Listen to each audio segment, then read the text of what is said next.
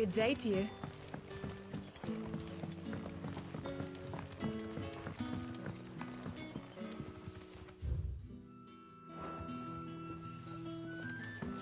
The crystals we get from the tail are all but worthless. You haven't much, but you're free to look.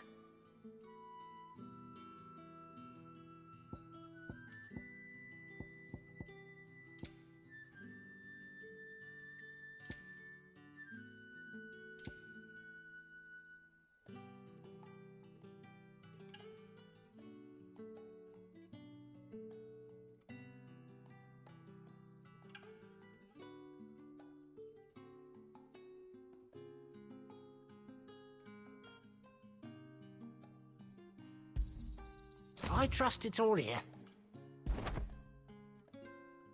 You're always welcome here in Lost Wing.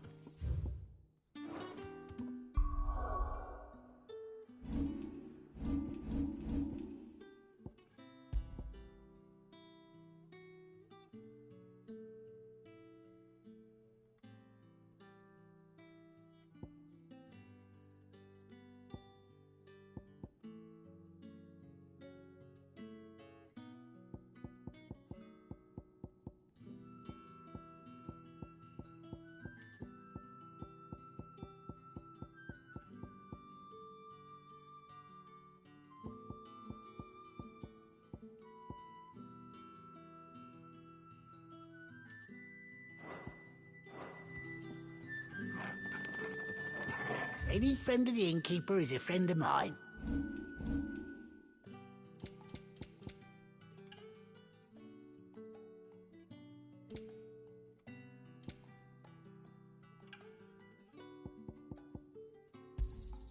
I hope it's to your liking.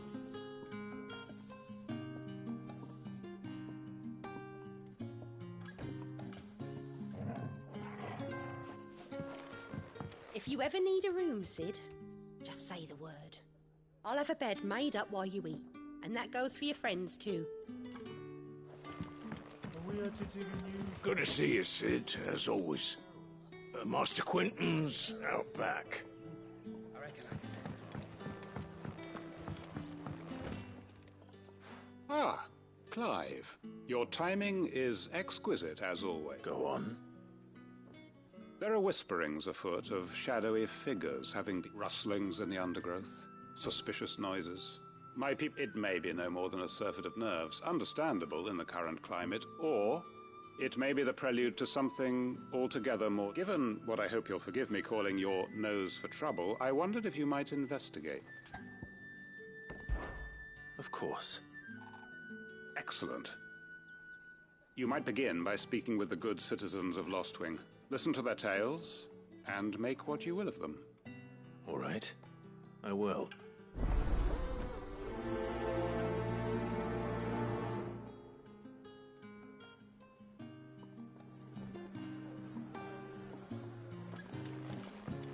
Right. Let's see what the people of the village have to say. I'd better find out if this is just nerves, or something we need to take more seriously. The crystals we get from the tail are all but worthless. You alright, Sid? Something on your mind? There is actually. Can I ask you something? Quentin tells me people have mentioned shadowy figures out in the woods. Have you noticed anything unusual? Oh, that. No, sorry, can't help you. I heard the rumours, mind, from the lads working over at the vineyard, but none of them has seen anything either. All right. Thanks anyway. Don't know who the lads heard the story from, but it's going all around the village. Shadowy figures lurking in the woods that disappear as soon as you spot them. Oh, it's enough to send a shiver down your spine just thinking about it.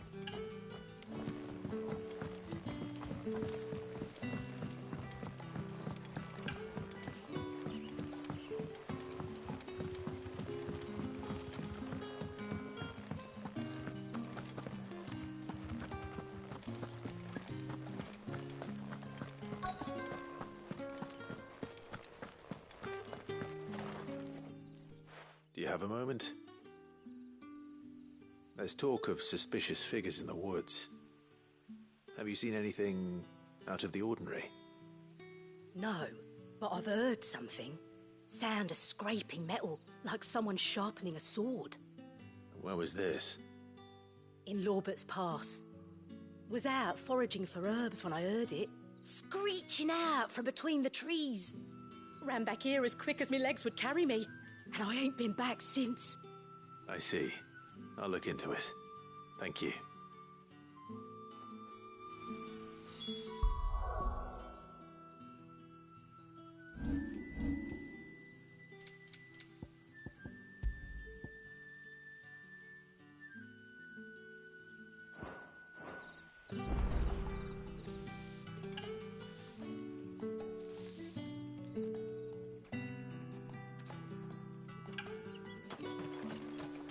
Seems Lorbert's Pass is our best bet, then. What do you say, Torgal? Shall we go and investigate?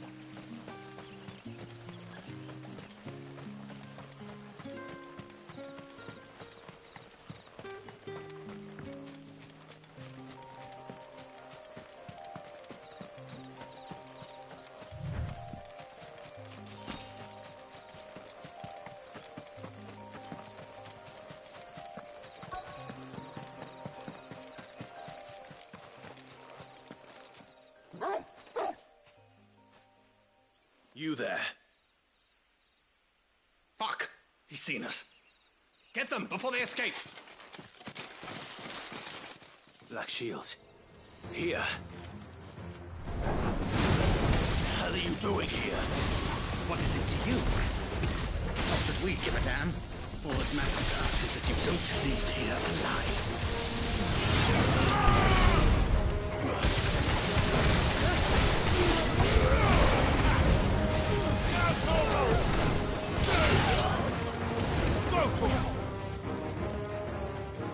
Get him!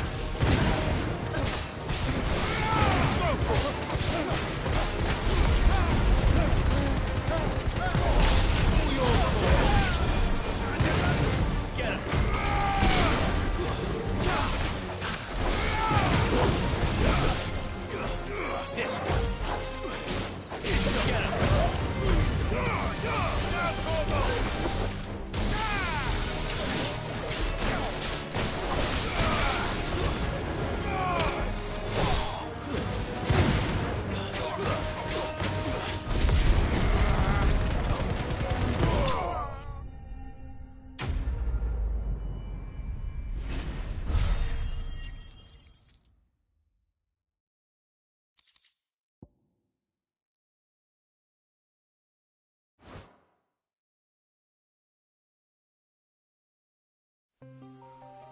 Why were they here?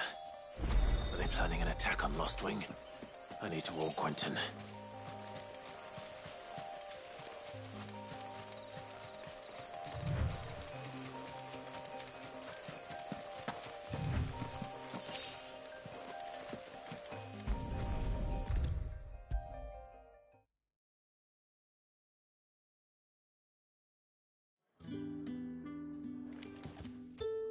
Clive, how goes the hunt for our sinister figures? I found some Black Shields hiding near Lorbert's Pass. They're gone now. Black Shields. The Empress's former bloodhounds. Though they serve another master now. One who means to root out and destroy both me and those I care for. And it would appear the pack has finally caught the scent of its prey. Damn it all. I had hoped I would have more time than this. More time to prepare. But if we are cornered, we have no choice but to bite back. And bite back we shall. I'm sorry. You're going to need to explain. Who did the Black Shield serve now? And why would that person want you dead? Because I want him dead. Who? The former Lord Chief Justice of Sanbreque. All that I have built here is for him. I don't understand. Why him? Why Lostwing? I suppose it is better that you know the truth. I was a member of the judiciary once. So sickened was I by the injustice of this world, I swore to fight it, and fight it I did in my own small way.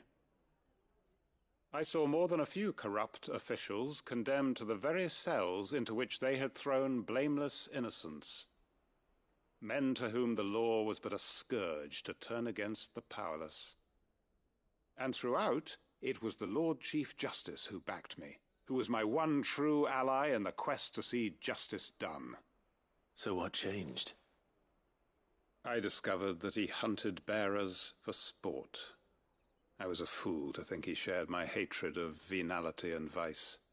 His support for me was no more than a facade, a means of ridding himself of his rivals, a mask to hide the rot beneath. I filed suit against him immediately.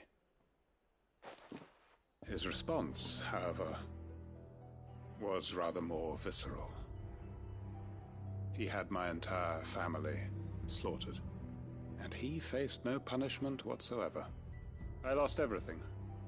My loved ones, my livelihood, my position, the faith I had once held that any modicum of justice might be achieved through the courts. So I set about enacting my own. I tracked down every soul who served him, and slit their throats myself. But the man himself proved an altogether more difficult target. With money and power come protection, and so I saw that I would need an army of my own. I came here to Lostwing and began recruiting like-minded individuals. And everyone here knows this is why you do what you do. Of course. They too have lost loved ones to the bearer hunts. Seen faultless friends sent to the gallows to spare the guilty. All under the watchful eye of the Lord Chief Justice. Our wounds are the same. And our cause is the same. We are comrades, and our revenge is already in motion. We know where he hides, how numerous and well-trained his guard. What we did not know until now, however, was that his plans may already be in motion too. Quentin. Our time is short. He may move against us at any moment, unless we move against him first. My friends and comrades, it begins. Make ready for war.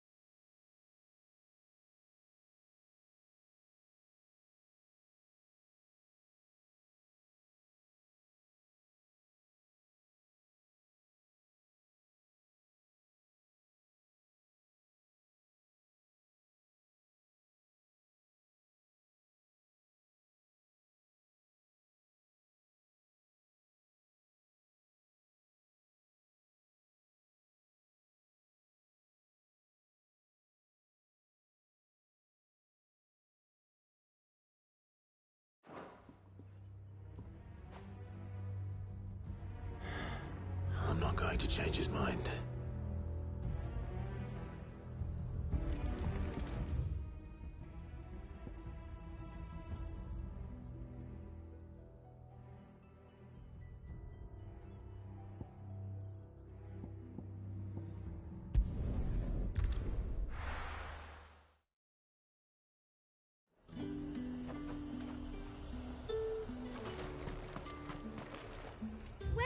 Welcome.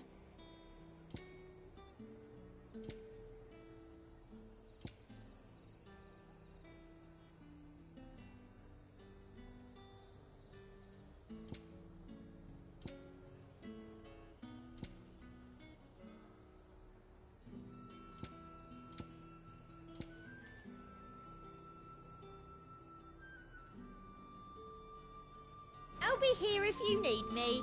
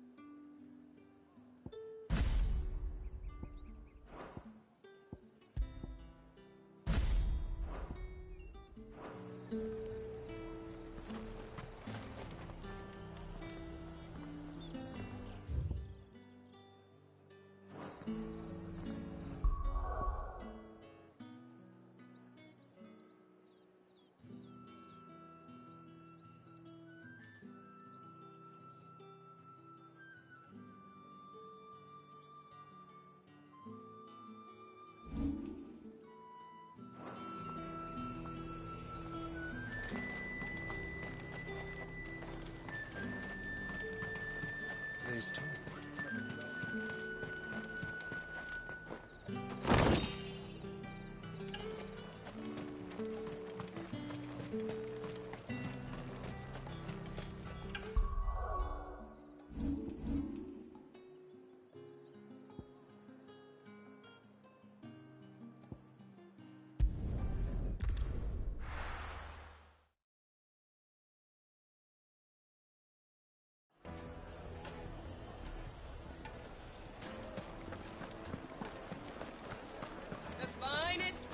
Take a sniff, good sir.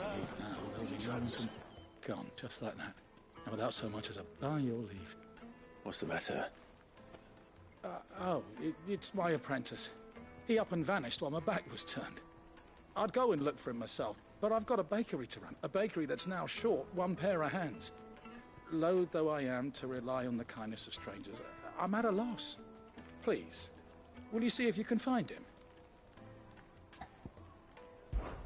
I'll see what I can do. Do you know where he might have gone?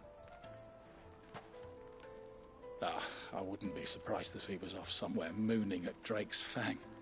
He used to work there, you see. Poor fool left his heart in its hollow. All right.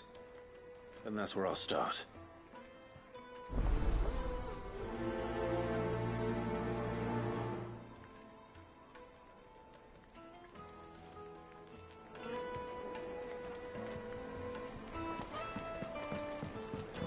Oh, where did all the men of the rock go? Lights and pots!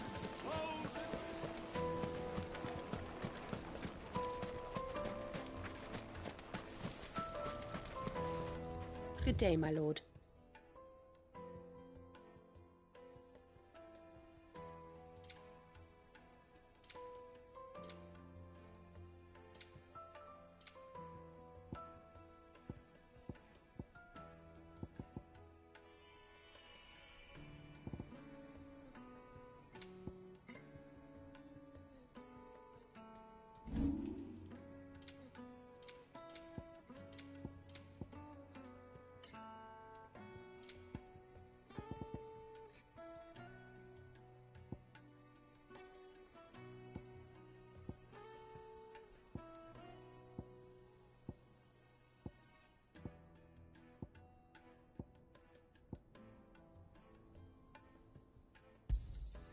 Pleasure trading with you. Anything else I can take off your hands? Thank you kindly.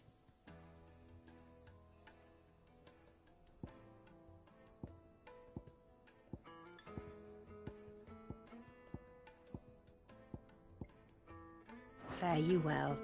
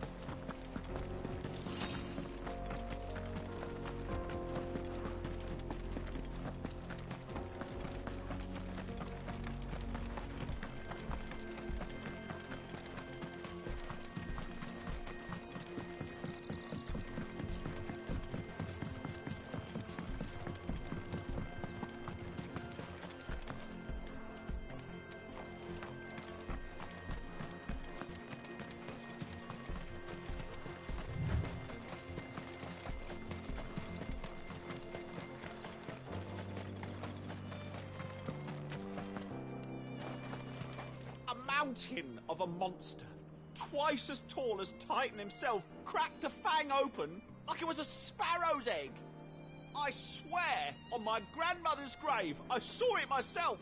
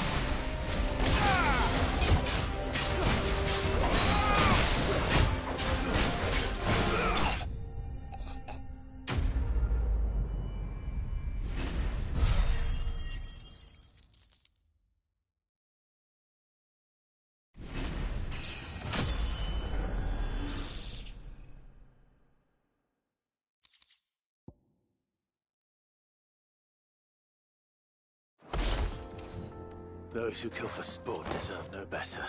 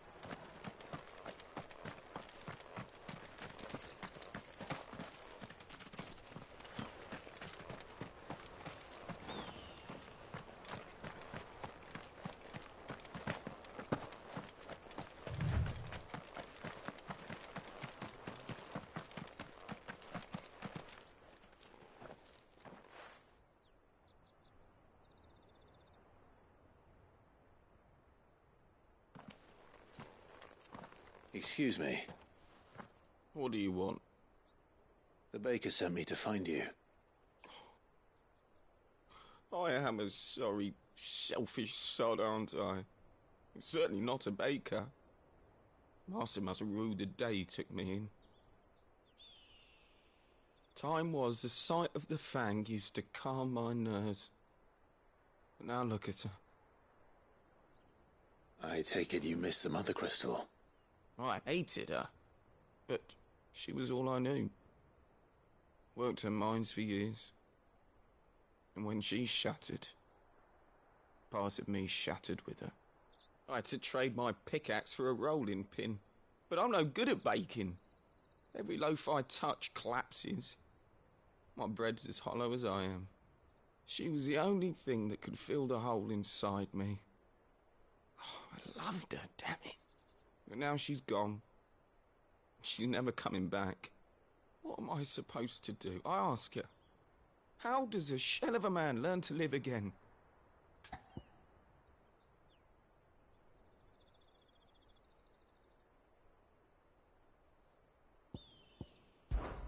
Focus on the job at hand. Think about what you can do right now. What use is proofing loaves when... Wait. Perhaps the solution has been in the bakery all along. You've opened my eyes. Thank you, friend, and fare thee well. Wait.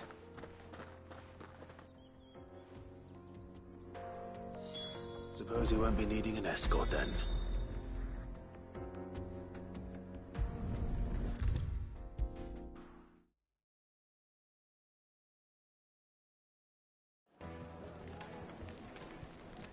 Ah, there you are. Though I worry you might have stoked the flames a little too high. He damn near ran me down trying to get to my oven. Master, it's ready. Behold the Drake's Balm. A truly unique creation. I dare say it is. Just look at it. A perfect likeness of the Fang herself. Her steepled peaks, her fulsome spurs, her inviting hollow... True, my loaves collapse more often than not, but what's the Fang without her crater? Why, no Fang at all. And look, inside. She's filled to bursting with a bounty of beautiful crystals. Salt crystals! Master, I have found my purpose. I must use my work here to preserve the memory of the Fang. Well, if it tastes half as unique as it looks, I'd certainly say you're on to something. Not only is my apprentice back, but he's finally pulling his weight. With any luck, I might even have a new delicacy on my hands. I don't know how you did it, but you have my thanks.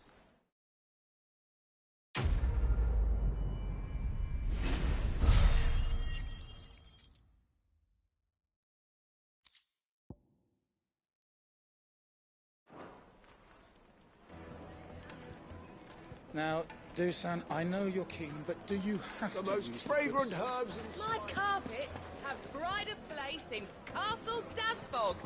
You too can live like a... Oh, where did all the men of the rock go? Made from the stoutest stoneware.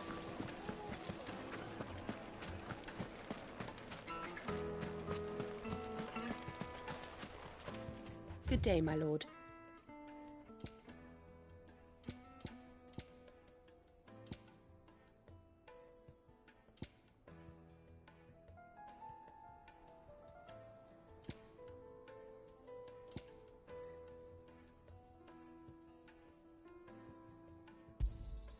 Here you are.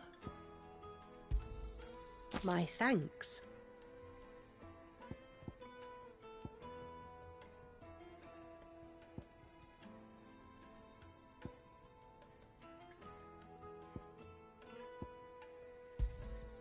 Here you are.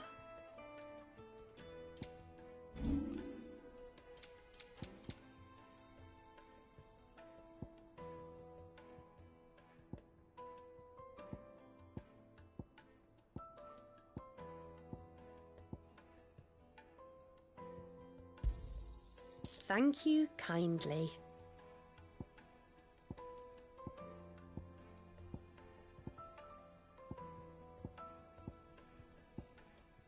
Thank you for your custom.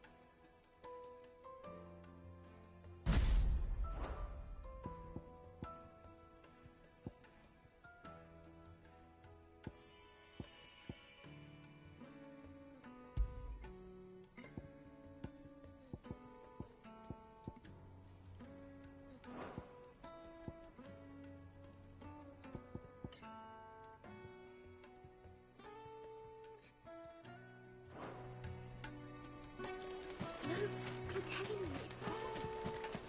Did the constables test you properly before they gave you that brand? You said I could file 1,000 gil for a measly bunch of dissolved... It's all the fault of this blasted war. Handsome.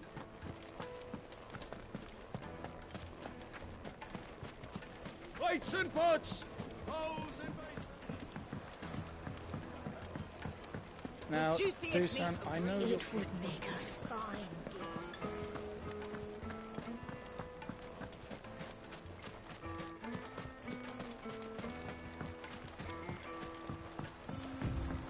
Looks like I found the river.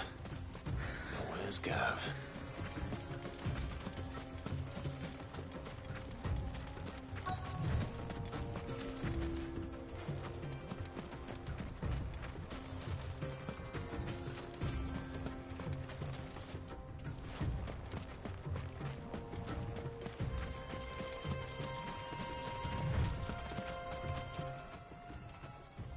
Sorry to keep you, Gav.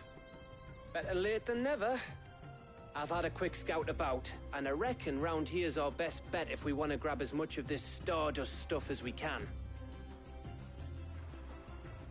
Don't know what Blackthorn's planning to do with it, though. I asked over in Dalamil, and they seem to think it was worthless. But if Stardust is what Blackthorn wants, Stardust is what he'll get. There's plenty of this stuff lying about, just begging to be bagged. Then let's get bagging, shall we? We shall. Race ya.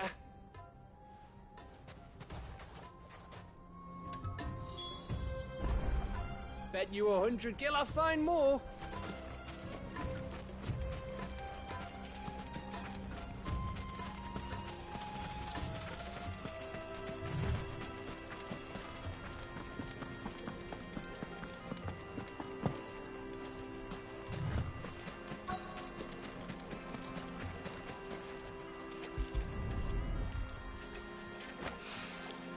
So this is Stardust. It just looked like black sand to me.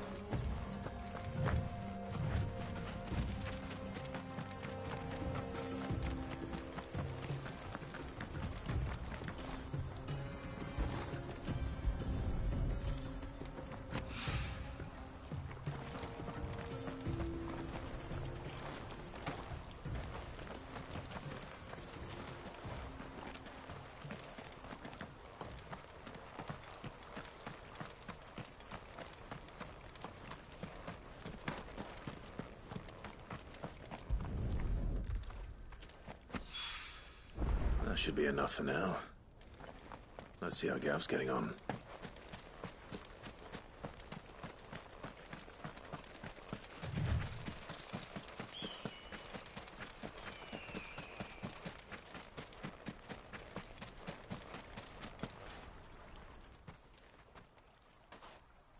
You finished? How much did you get? Enough. I hope.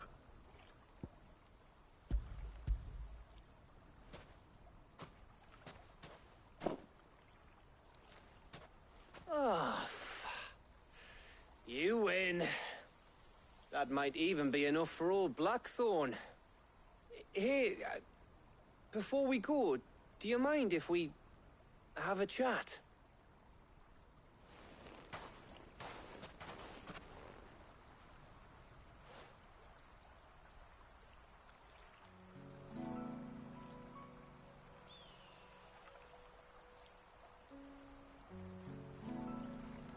Feels like ages since we had the chance to talk. You know, man to man like. It does, doesn't it? Back when you first took Sid's name, we were talking all the time. Working out what to do in that. There was a lot to work out. And there still is. Those shoulders of yours starting to feel the strain? Hardly ever see you around the hideaway nowadays. Always on some errand or other. You can take a day off, you know. Says the man who spends most of his time behind enemy lines. Only 'cause you keep sending me there. I know I can count on you, Gav. Likewise.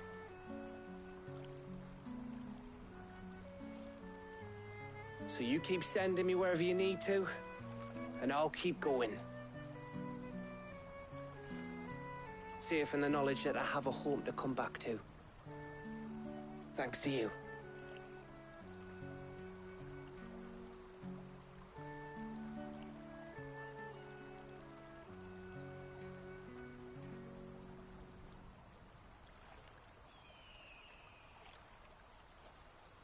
Right. That's enough soppy shite for one day. We'd better get this lot back to Blackthorn before he slings his hammer at someone. You go on ahead. And try to get some rest once you're there. Oh, I plan to. Believe you me. After Blackthorn gets what he needs, of course.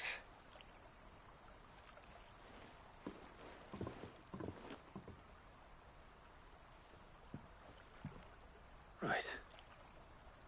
Ready to go home, boy?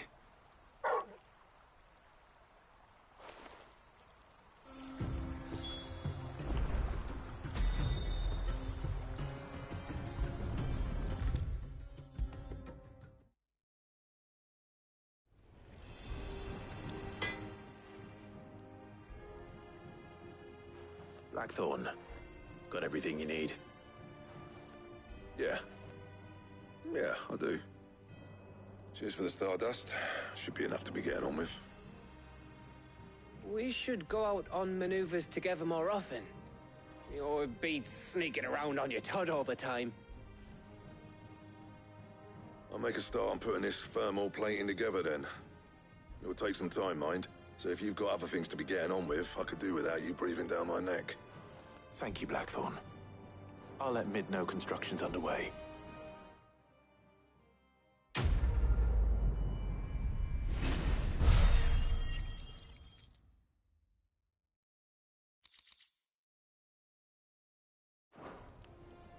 Suppose we'd better be getting back to work too.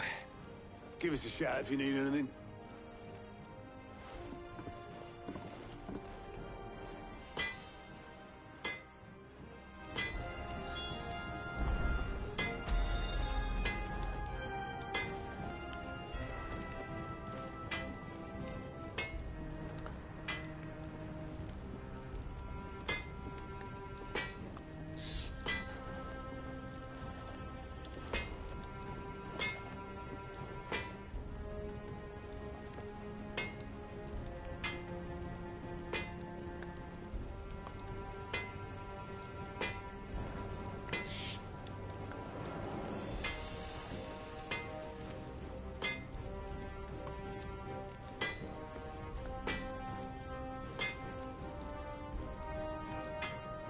Clive?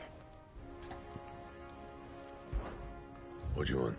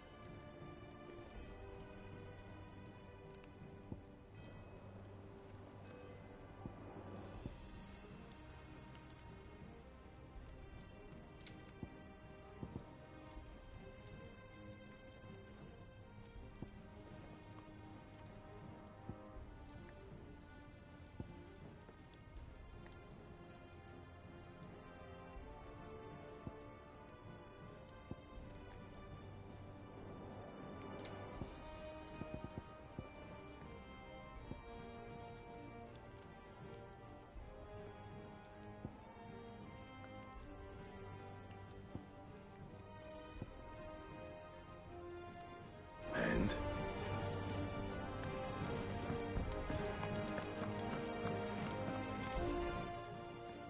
Is it business or pleasure? Going purse weighing you down?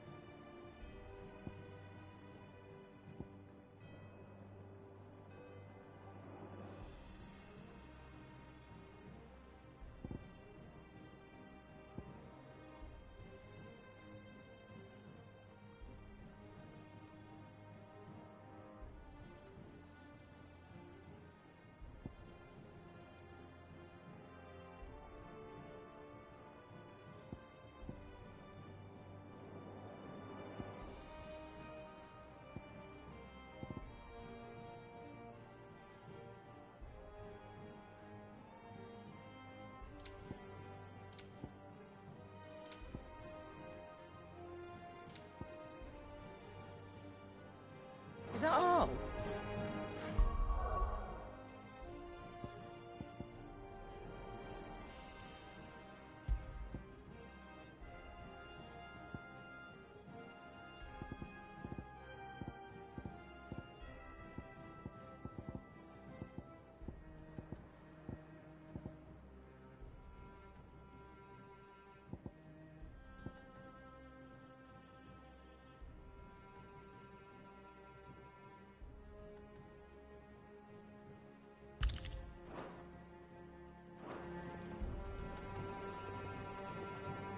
I heard what you told Nan about Kupka. Hopefully all our old friends can rest easy now.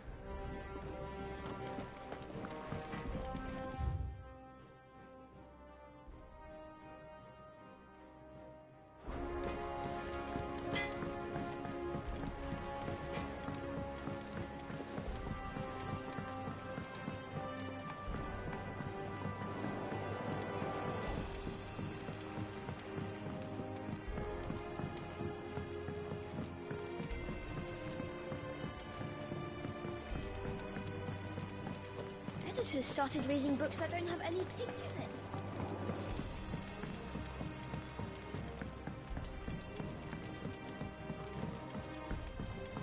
If I don't come up with something soon. You'll be pleased to hear that Blackthorns started work on the plating. Excellent. 1 down, 2 to go. So, what's next? The helm, of course. For this, we'll be repurposing fallen scrap. Salvage from the ruins? I thought that material was all but impossible to work. Ah, but we don't have to. I'm sorry. Just so happens there's one particular ruin that's broken into exactly the right shape and size pieces for what we need. What's the name back there? I'll give you all the details. What's her name? Right.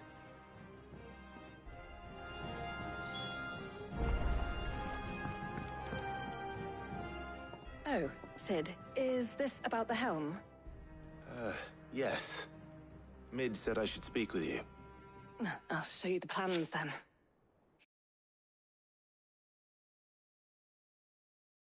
Here you see the Mithril engine, in which Mithril is burned to generate heat. That heat is then harnessed to produce motive force. Excess heat is dealt with by means of the thermal displacement stack, which disperses it into the surrounding air. Now, were we to rely on thermal plating alone to achieve this effect, the rate of excess heat buildup would far exceed the displacement coefficient of the plating. In other words, the reactor would overheat and eventually explode. This is where the helm comes in. It connects to the plating, you see, and serves as a sort of thermal sink to absorb all that excess energy. Our experiments have shown that fallen ceramics are remarkably thermophilic. They can withstand and absorb levels of heat far above anything we are able to make today. And not only that, they're also waterproof and immune to rust, making them the perfect material for our protective hood. Why, if sea or rainwater were to enter the reactor proper, it would vaporize instantly. The forces produced would tear the ship from stern to... You can stop there. I understand. Mid said we might be able to use parts of a fallen ruin. Where would I find it? Ah, yes. It's in Lorbert's Pass, near Lostwing. The thing is, well, I probably should have arranged to have the pieces we need brought here sooner. You see, a certain unwanted visitor has taken up residence there. It's no longer a matter of just walking in and taking them. It's, going to be considerably more dangerous than that. I see. Then I suppose I'd better deal with this unwanted visitor for you. Would that help? Oh, very much. Thank you, Sid. I'll gather my team and head there right away. We'll meet you outside the ruins.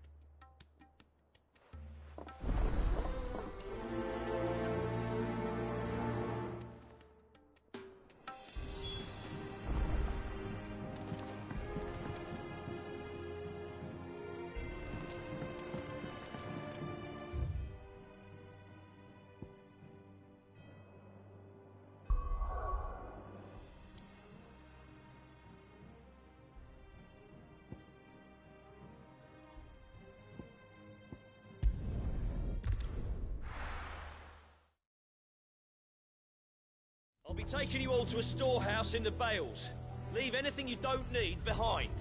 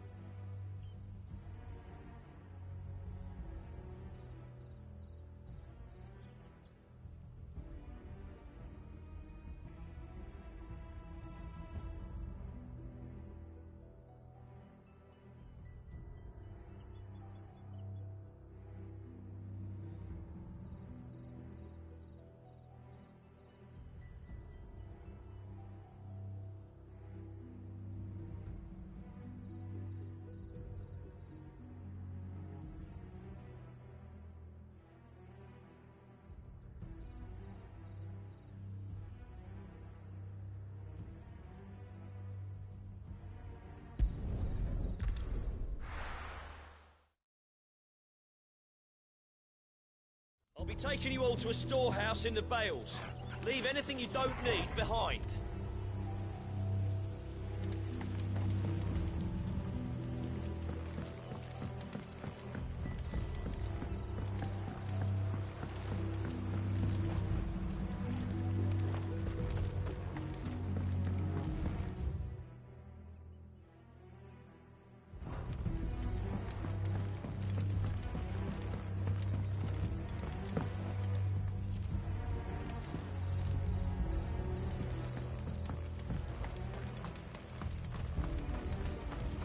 you're ready, we'll either watch.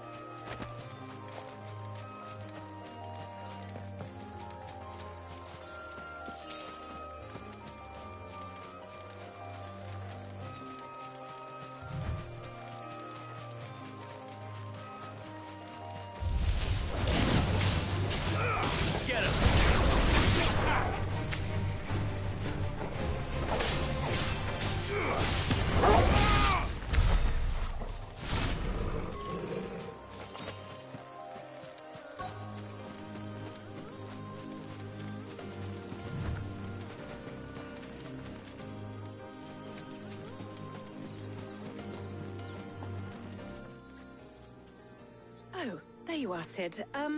Thanks so much for coming. The, ruins are just over there, as is the creature I told you about, I'd imagine. Would you mind? Of course. I'll be right back.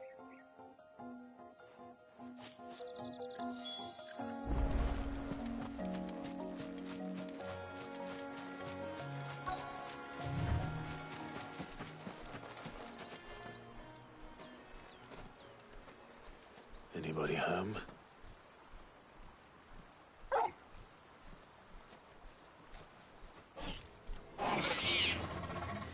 This must be our unwanted visitor.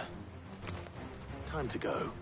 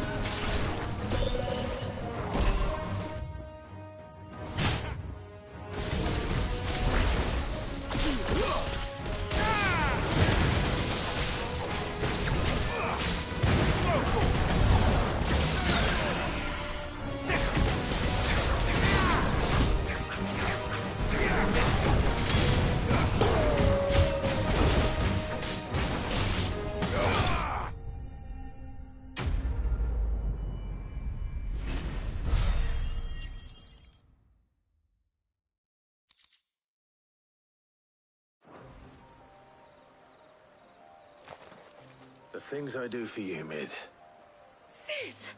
Oh, thank goodness you're safe. You shouldn't have any trouble now. Indeed. Well, don't let us keep you.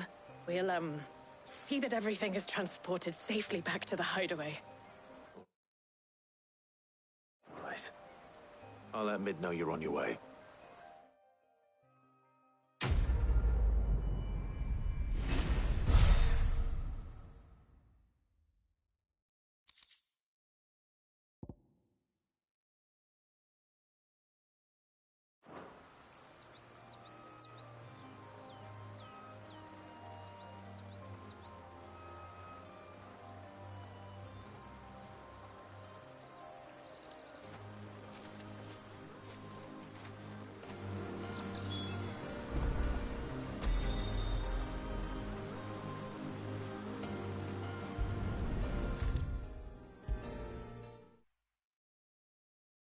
If I don't come up with something soon.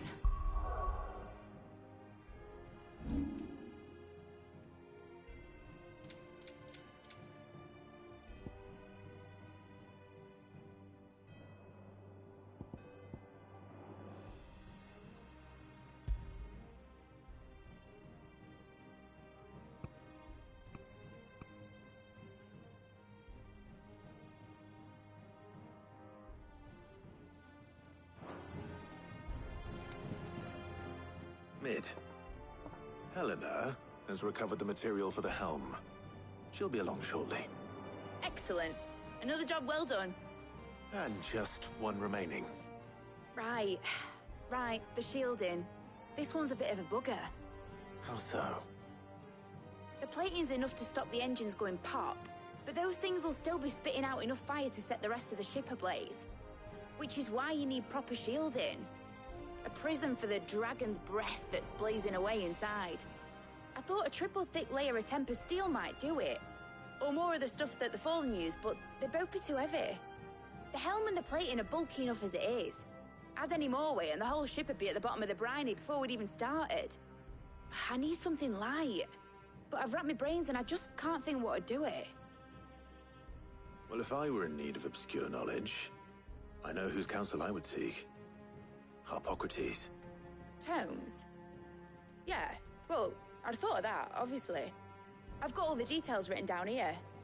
Can you take this to him, see what he makes of it? Right away.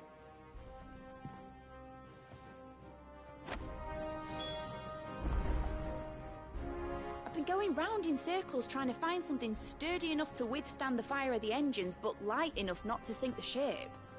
Should have bothered old Tome sooner. If anyone knows something I don't, it'll be him.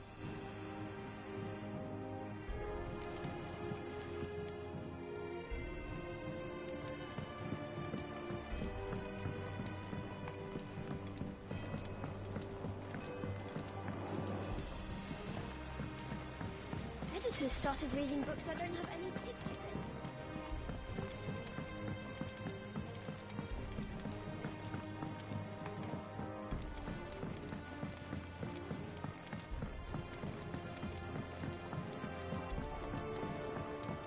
I went up to give some breeze.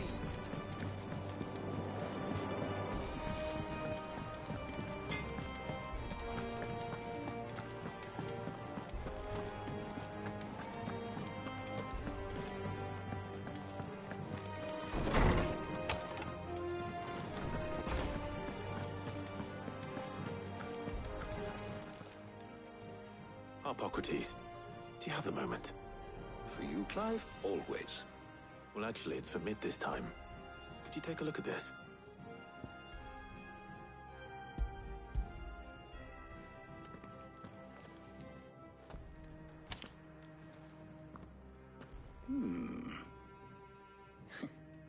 Shielding for a mithril engine. Whatever will that girl think of next? And what are these notes around the edges? She has some specific requirements for the materials. The shielding needs to be able to resist extreme heat on the inside, and yet remain cool enough on the outside not to set the ship alight, while also being light enough not to sink it. As you can imagine, she's struggling to find anything that meets her needs. I see. I wondered if you might know of a solution, or if you might be able to search the records for one. Perhaps it is not a different material she requires, but a different approach. What do you mean? Consider the lake we have made our home. Its blighted waters eat away far more quickly than fresh water or even brine, at timber and steel alike. And yet, we have made a home here from those very materials nonetheless. We have. But Bardolph must varnish every board twice over to keep it from rotting. And Obelus complains that without a constant supply of pitch. I see. Early Gregorian histories speak of a preparation known as moondew. It is said to be able to resist even the most ferocious flames. Before the dragoons tamed the worms and wyverns of the realm, nobles would daub their castle walls with it in order to guard against dragonfire. So if we could recreate it... It might be applied to some material or other in order to provide the protection it requires. As to how best to apply it and to what material, perhaps Bardolph and Obelus might be of assistance. I shall speak to them and see what wisdom they might have to offer. If you would be so kind as to procure the necessary ingredients, I shall discuss the specifics of how it might be most effectively put to use with our two friends. The knowledge of the past may yet prove useful to we of the modern era. Thank you, Harpocrates. And since you're asking others to help you, perhaps I should too.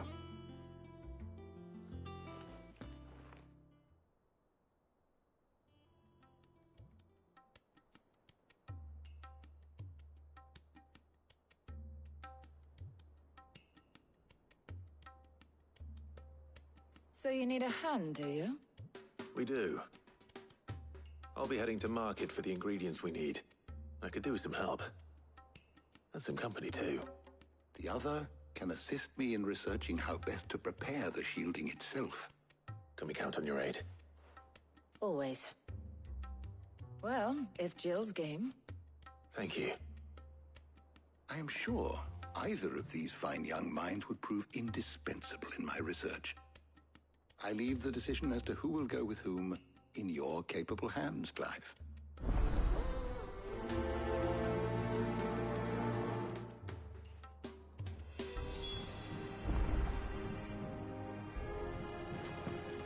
Shielding that guards against even the most ferocious flames. We could have done with some of that on Drustinus. I doubt I would have survived that place with or without it. A trip to Northreach, though, I think either of us could handle. So, Clive, have you made your decision? Who will accompany you on your little excursion?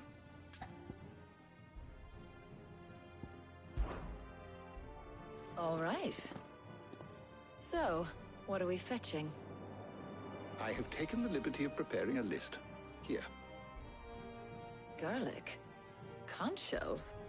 Are you sure this is the right list? Looks like the ingredients for someone's supper. Though these items may seem mundane, they have potent effects that are rarely exploited, effects for which they were once highly prized. So much so, in fact, that they were harvested almost to extinction, hence moondews having fallen from favor. Now, of course, they can be obtained with ease. You should be able to find everything you need at the market in Northreach. Well, isn't that convenient?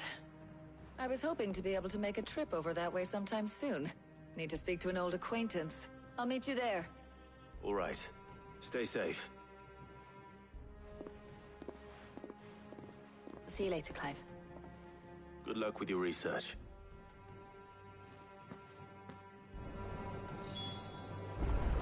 Harpocrates and I'll look after things here. You head over to Northreach.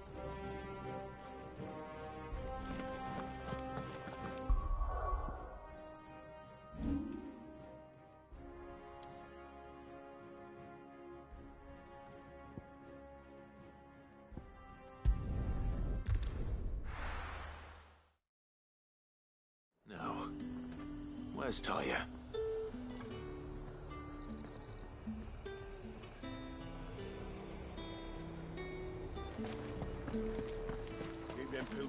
Need to stock up on these.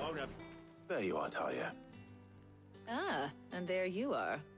We shouldn't have any problems finding what we need in a place like this. But if time is of the essence, perhaps we should split up. Take a few items each. All right. What shall I look for? Let's see now. Why don't you take the garlic and the pepio nuts? Meet me by the gate when you've got them.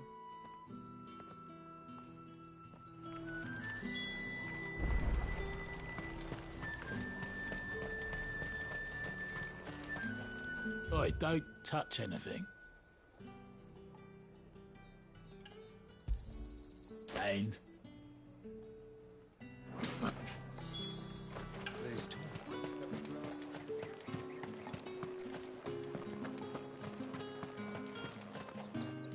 You haven't much, but you're free to look. I trust it's all here. That should do it. Hopefully Ty is finished too.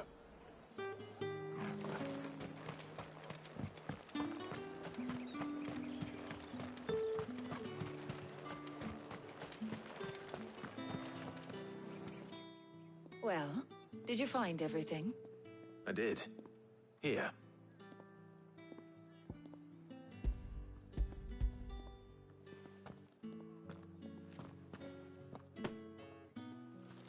Garlic and pepio nuts. Job done. We should get this back to Tomes then. He'll be waiting.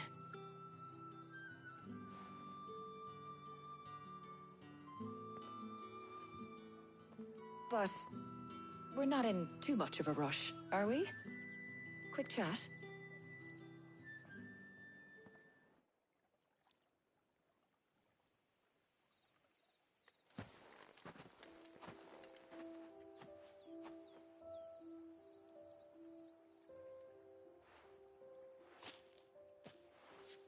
Do you know, I think this is the very first time we've been out on an errand together.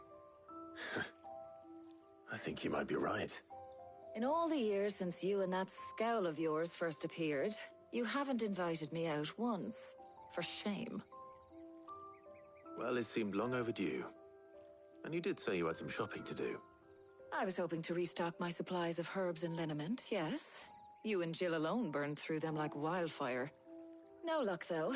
My usual supplier's not here, and I refuse to pay the prices these gougers charge. I'll ask Karen when we get back. What is it?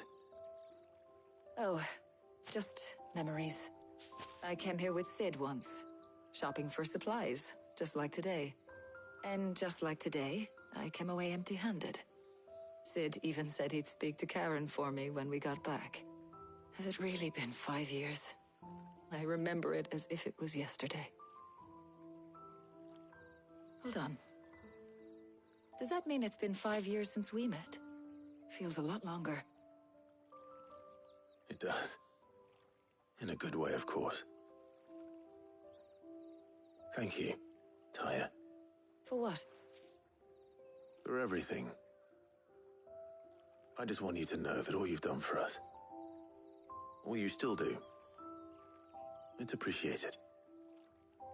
Do you think I'd stick around if I thought it wasn't? But in the spirit of sharing and caring, you're appreciated too, by all of us.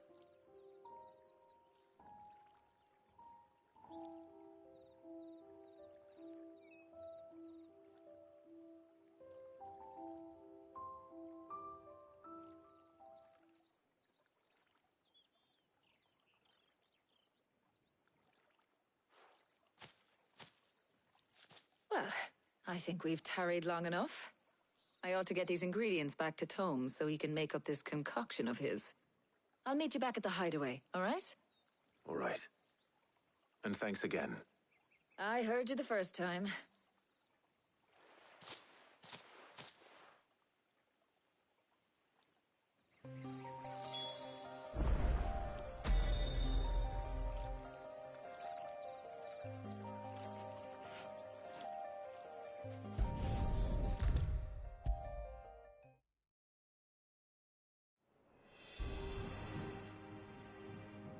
How's work on the shielding progressing, Hippocrates? Well, very well indeed. and thanks in no small part to your kind assistance. I was just explaining to Tarja how we might best go about preparing the moon dew. And now that we have all the ingredients, we may begin. You can count on me. I've mixed more than a few mysterious concoctions in my time. I'm sure you have. What about the shielding itself? Work is underway, under the watchful eyes of Bardolph and Obolus. Apparently, it'll be ready soon. Thank you. All of you. Right then. Jill, would you join me in the infirmary? Many hands make light work and all that. Of course.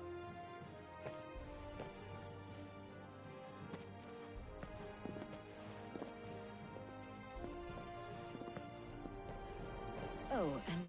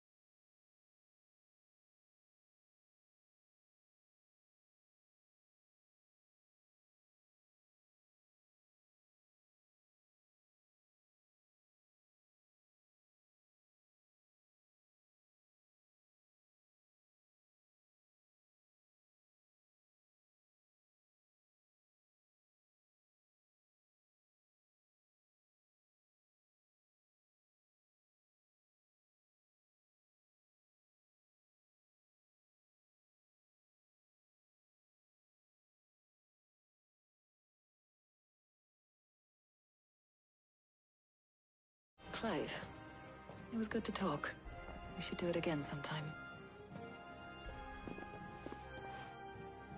It appears our work here is almost at an end.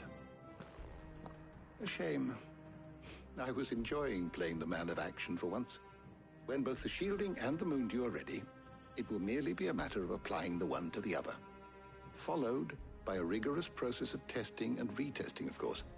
Perhaps someone ought to warn young Mid of that. Leave it to me. Thank you, Hippocrates.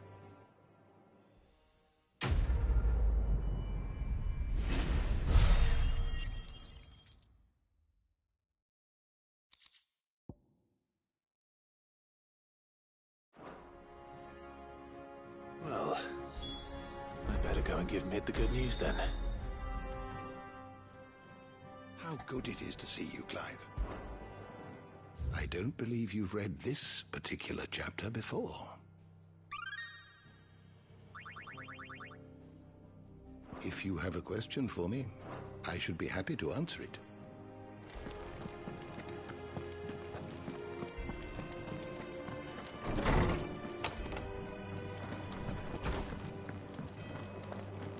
Thanks to Sid, the man who hurt your mother and father is gone. Thank you, Clive. I'm sure they're looking down. Not just from me. Sid! Look what the Cursebreakers brought back from Dalmekia. Said they were all the rage in Dalamil. Looks sort of funny if you ask me. I'll be damned. Have you had one before? Something smells good. What are we having? Bombs! And they are good. You should try one.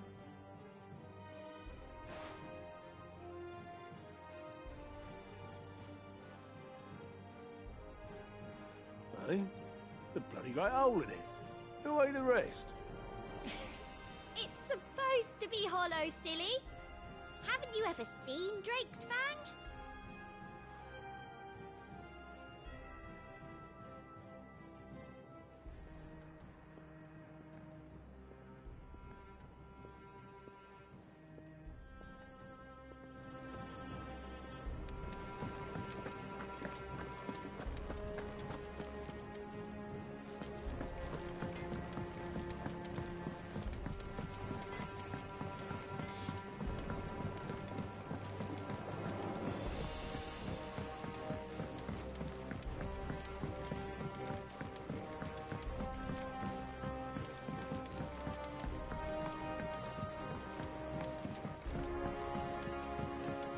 Editors started reading books that don't have any pictures in.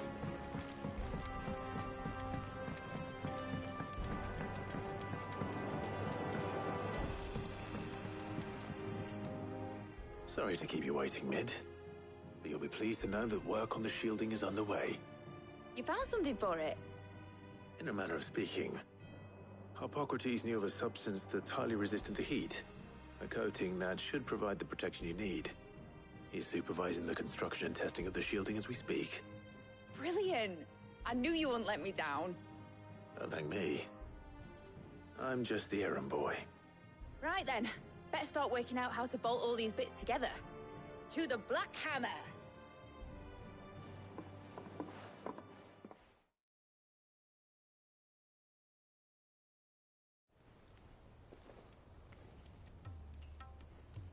You know, when I got into the smithing game, I thought I'd be making swords and shields, not thermal bleeding didgeridoo-dahs.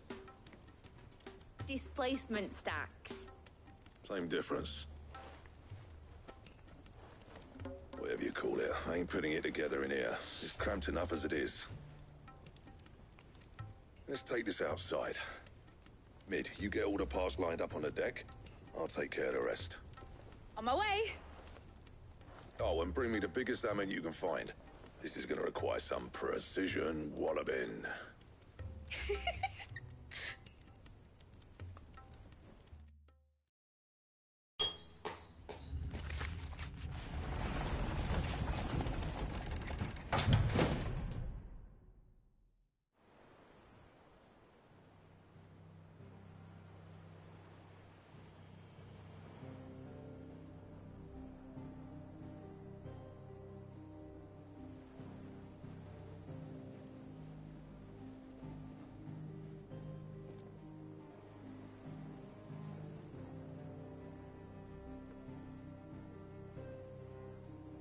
It's finished! It's finally finished! Thank fuck for that. I'll be feeling my hammer arm for weeks. Thank you, Clive, Blackthorn, everyone. That's one down and just 3 more to go. I'm sorry. Oh, didn't I tell you? The Enterprise has 4 mithril engines, and we'll be needing a displacement stack for each. You don't mean... Don't worry. Now they've got a finished one to work off. My gang in Canva can build the rest. Good luck to them, I say. Right, I'm off to get a sling for this elbow. Any other work comes in, keep it to yourselves, eh?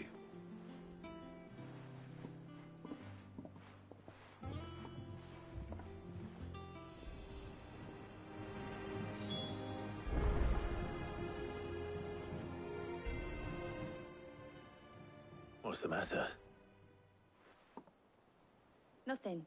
Just daydreaming.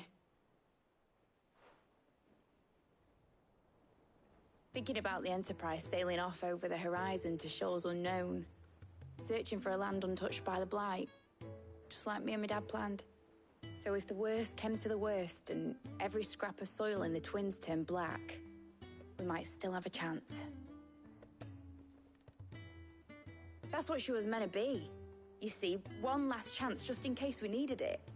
But now she's so close to being finished, I've realized I don't want it to be that.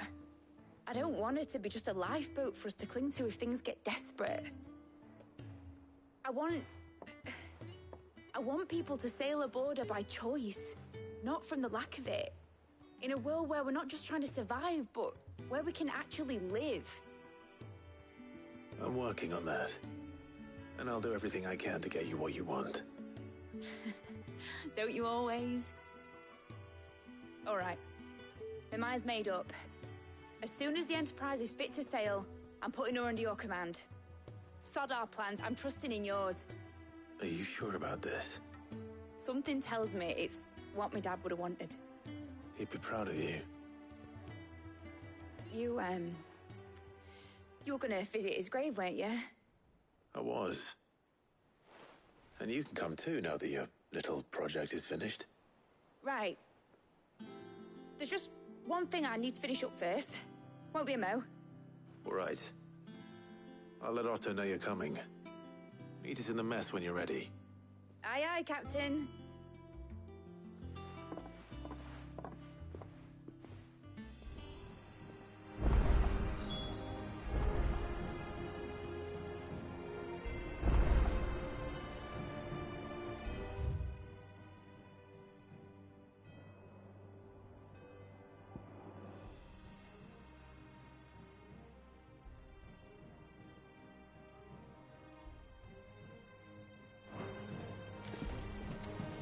Is that the thing Tomes helped to build?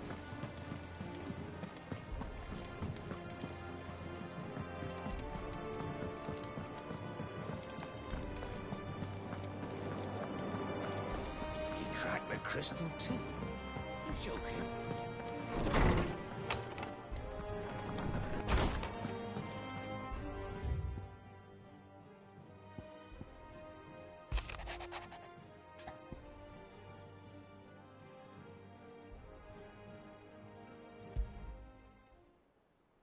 Trouble with the ledgers. Shouldn't he be asking Otto for help?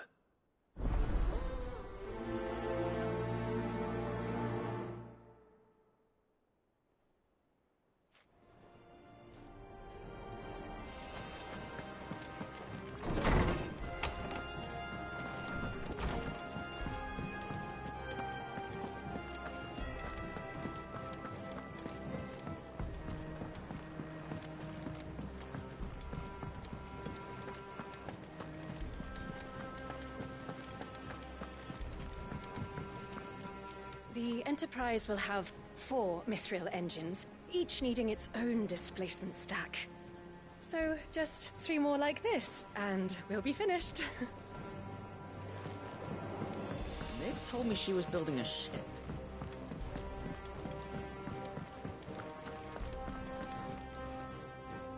Clive, did you get my letter? That's why I'm here. Shh. Otto might be listening.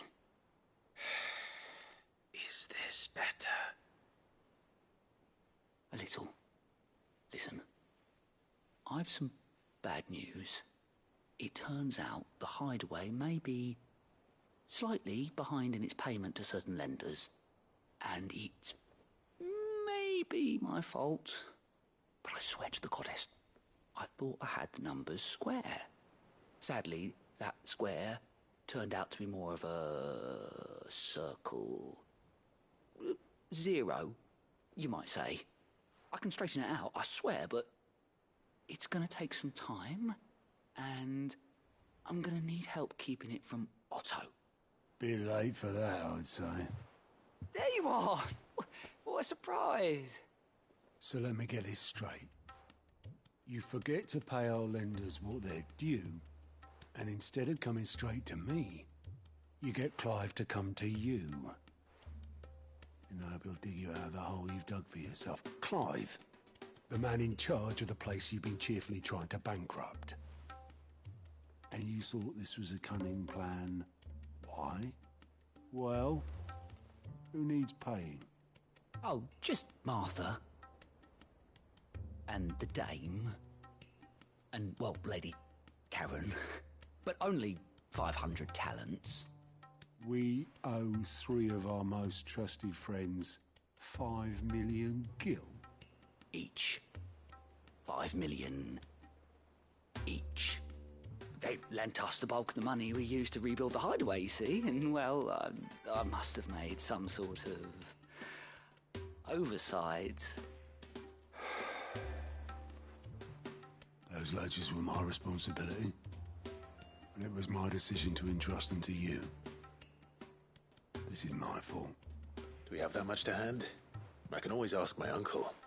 No, we don't. And no, you won't. We've lightened Lord Rosfield's purse enough. After the king's ransom we had off him, he deserves better than to see our begging bowl. Besides, we'll need to learn to stand on our own if we're gonna make this work. All right. But that doesn't mean you have to shoulder the burden yourself. Is there anything I can do to help? There might be. How'd you fancy taking these to Martha and the Dame? Rocks. Rocks, he says. Worth 1,000 talents apiece, these are.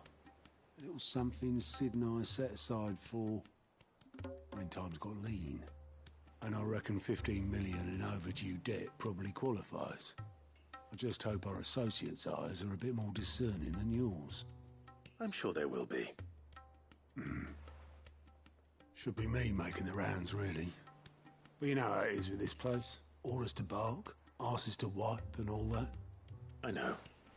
Which is why I don't mind going in your place. Go.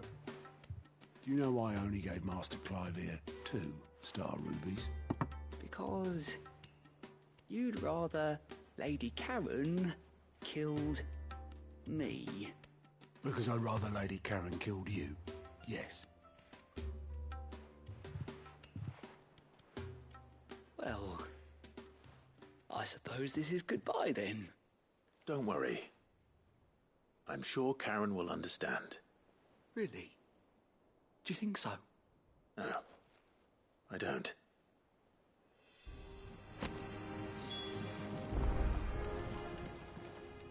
How may I help you today, Clive? Is everything we've received and everything promised? You earned this.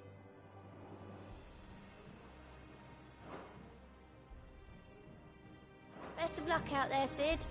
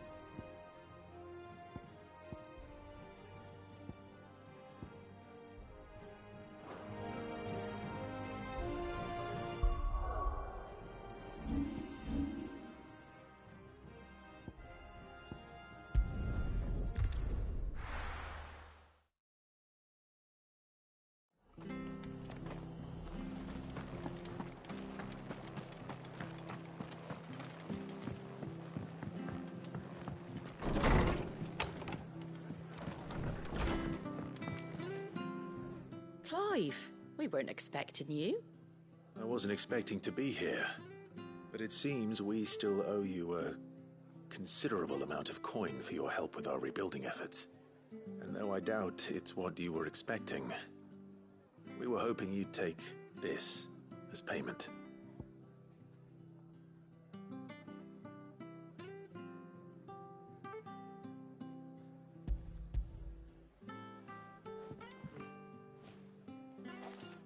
A star ruby? I can't accept this. It's worth at least twice what you owe me. More if you can find yourself the right buyer. Think of the difference as interest. Interest? If word got out I charged that much, no one would ever borrow from me again. Anyway, why are you the one here asking me about this? I'd have expected Otto. Bit much sending the Lord Marquis out to settle your debts, isn't it? The old goat working himself to death again? Something like that. Most days I think he's the only reason the hideaway's still standing. Same as always, eh? Back when the place was nothing but a twinkle in the eye of a recently retired Lord Commander, word is he was the first one Sid reached out to. Probably knew that without his strong arm and level head, the idea would never get off the ground. Sid may have been the face of the hideaway, but Otto's always been the backbone. And when Sid passed away, we were all worried that would be the end of it. That Otto would just give up. His death was hard on everyone. But it must have hit Otto hardest of all. But he didn't give up, did he? Quite the opposite, in fact. If I recall, he was the one who nominated you as Sid's replacement, and rallied the rest around you. I reckon what he saw in Sid, he saw in you too. And don't we all? Doesn't hurt that you're half as stubborn and twice as handsome, neither. That, and you keep good company. I suppose I do.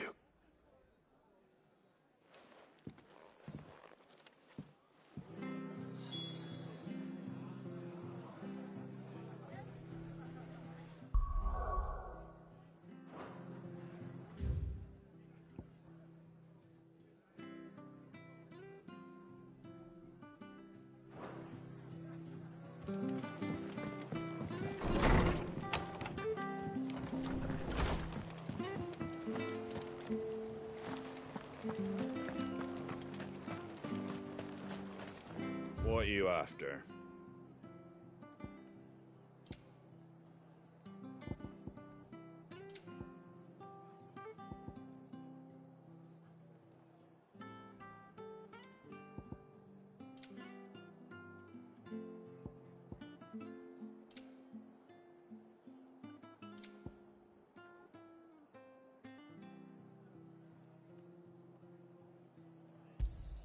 Thanks very much.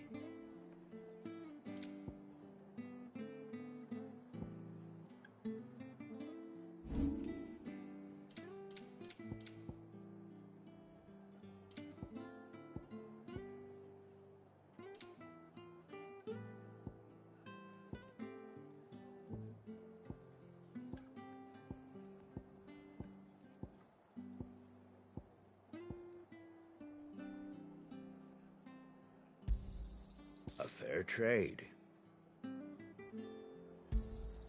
Is that everything?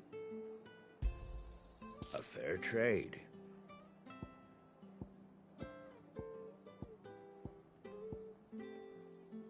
Very well.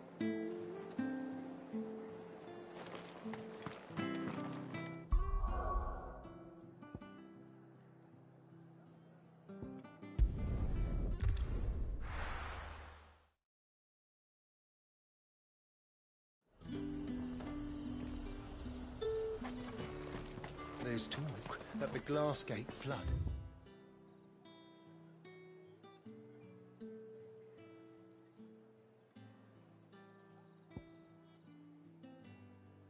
has finally spread to the world.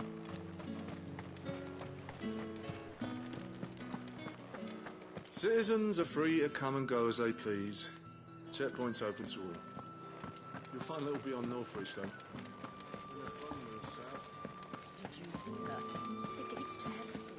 I want to see you. It's all right. What am I going to do without Sweetwater and Oil of Talk? Milady, I come bearing gifts. Gifts? Whatever is the occasion.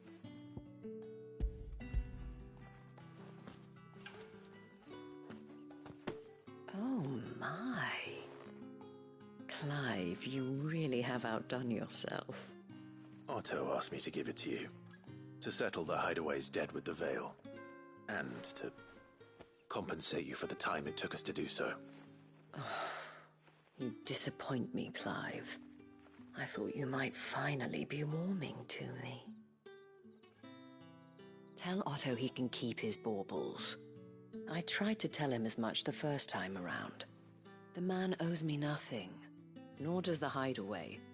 My contribution to the restoration effort was made freely and willingly.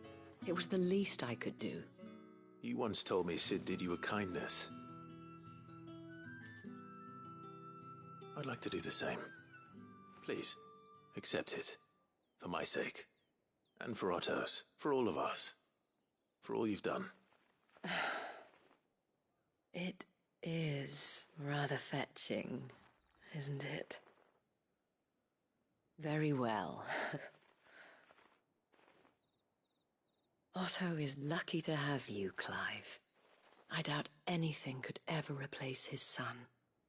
But you and the others at the Hideaway are the closest thing he has to family. Otto had a son. Long ago, yes. Sid told me Otto lost him when he was just a boy, and blamed himself for not being able to stop it. I don't know how it happened, whether there was anything he could have done, but it was clear that it weighed heavily on him. I didn't know.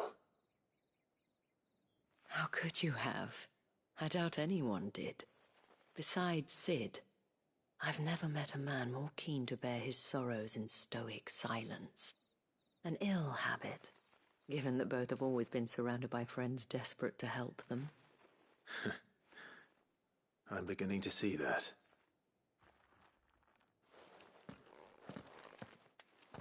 Go will want to know the stones were delivered.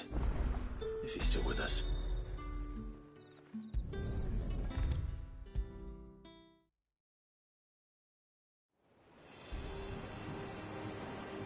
Goat. Still alive, I see. So Lady Karen accepted the ruby. Ah, about that. I tried my best, but she was just too stubborn to take it. She threw it right back in my face, in fact, and told me I could stick my stupid stone where the sun don't shine. Karen refused payment. I hope it wasn't something I said. I'm sure you were as tactful as ever. Let me see what I can do. Oh, wonderful. I hope you have better luck than I did.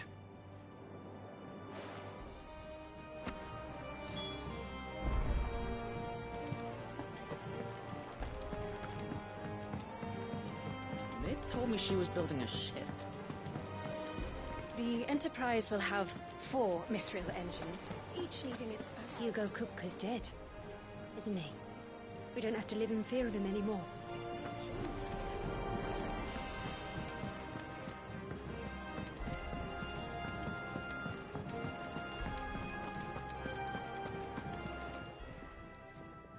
Lady Karen, Goad tells me you weren't happy with our offer.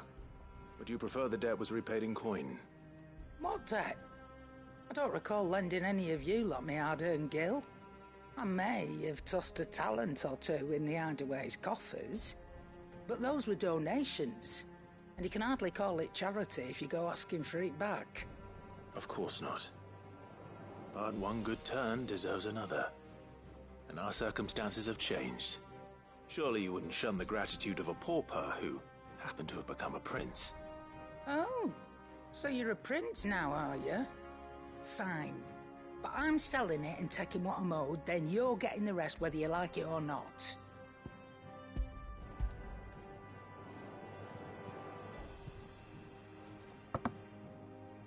Where'd you even get this? A decent trader might nab 1,000 talents for a star ruby. A canny one, meanwhile, might claim it were nicked from the belt of Sid the Outlaw himself and ask twice as much. Might be I already have a buyer in mind. Might be you even know her. A fine continental maid whose beauty's only eclipsed by a guile in commerce. You wouldn't mind, would you? Not at all. Just be sure to tell her that it's always a pleasure doing business.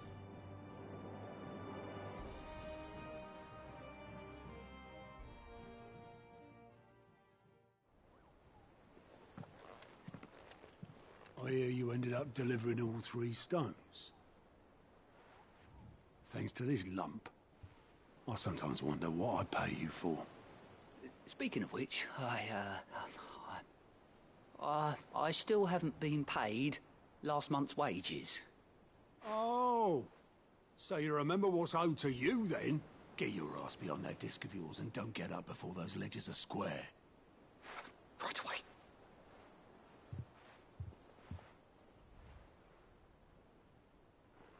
I've seen that before. You have, yeah. Plenty of times. It was the only goblet Sid ever used.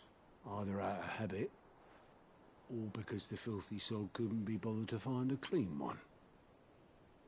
I knew so little about him. Like most people. Martha and the Dame both seem to have fond memories of him. I bet they do. How long did you know Sid before he... Before he died? 20 summers, give or take. Back in the day, I was a purser on a trade ship, which is where I met him. He bought passage to... I forget where. And having nothing better to do on the long nights, we sat up drinking island rum till the morning bell dragged me back to my duties. Quit my post not long after that. On account of making a fine maiden's belly fat. But me and Sid stayed close, promising we'd one day sail the seas again. That was before fate stepped in and said she was having none of it. The magic woke inside my son soon after his first name day, and there was no hiding his knack. Couldn't you and your family have... My family were the ones who summoned the constable, wanted the monster taken away. I couldn't turn my back on him, forget what I felt, and I couldn't for the life of me understand how they could. Luckily, Sid was of the same mind as me. It was him who stood beside me when all I wanted was to tear the whole world down. Him who cried for me when I had no tears left of my own. Him who swore he'd do everything he could to stop it from happening again. And he was true to his word, too.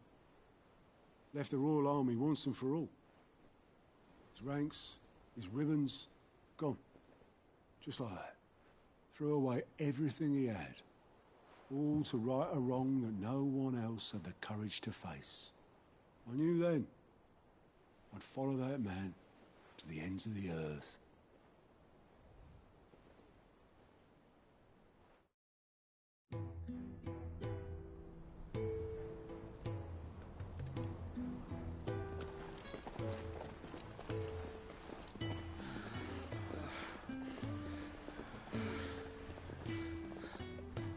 He was always too clever for his own good, was Sid. Saw the world for what it really was, while the rest of us were content to go along with the lie we were shown. And it can't have been easy, bearing that burden alone.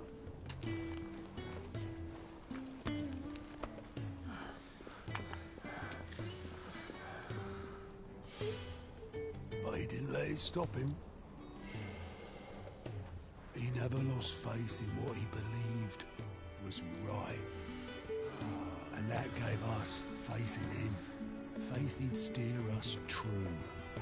So I swore to myself that I'd always be right behind him, ready to catch the stubborn sod, if ever he should fall.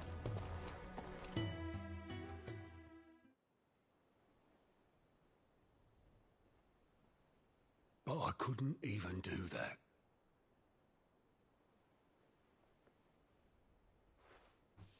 Ignore me. Just the ramblings of a tired old man. Leave that lot.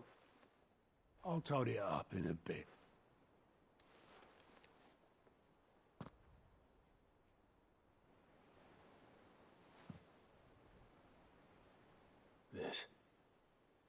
This is Sid's handwriting.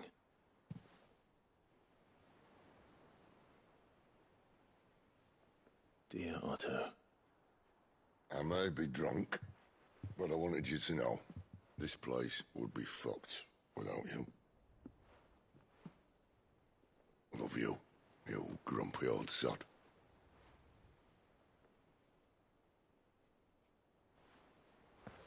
This note. Hmm?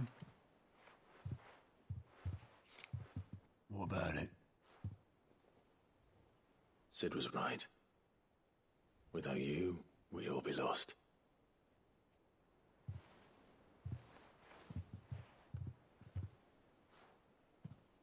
He should have bloody well said so then. Just once. Before he went. But then, why would he? Him, or anyone. I'd only have told him to piss off.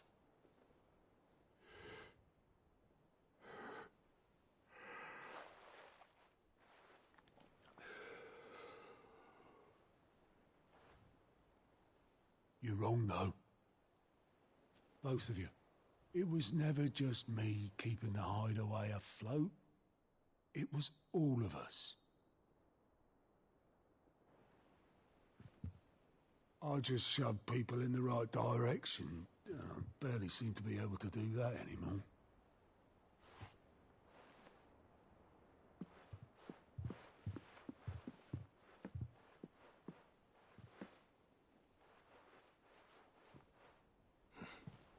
Would you rather go at the helm? Well, maybe I've got a few more years left in me. I'm going to hold you to that, Otto.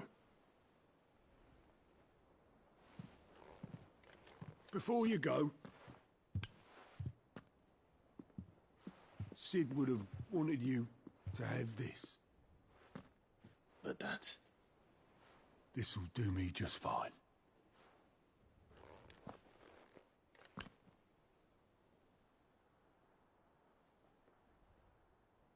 Thanks for the ray of sunshine.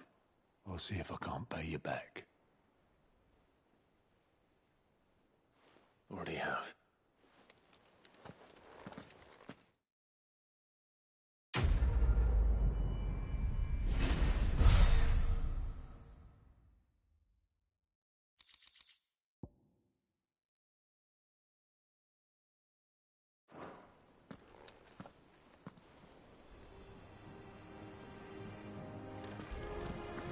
Is that you done, then?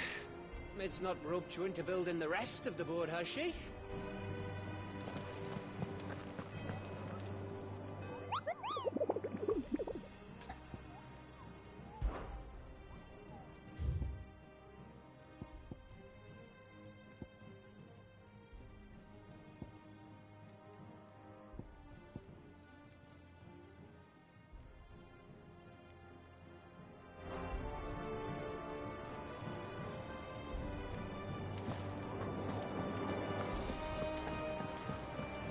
Told me she was building a ship.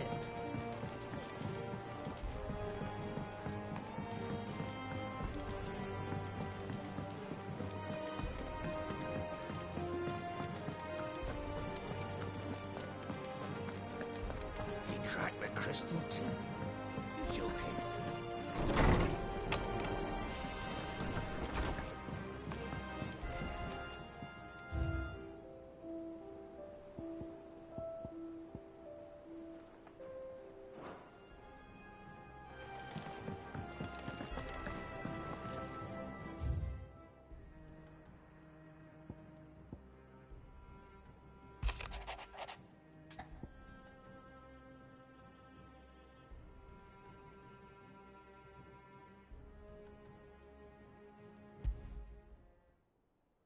What could be wrong with Torgor?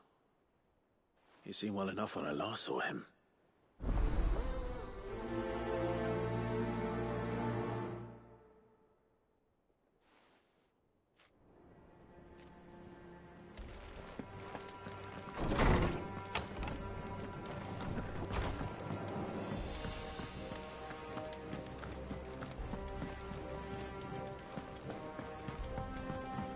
Thank you, Clive.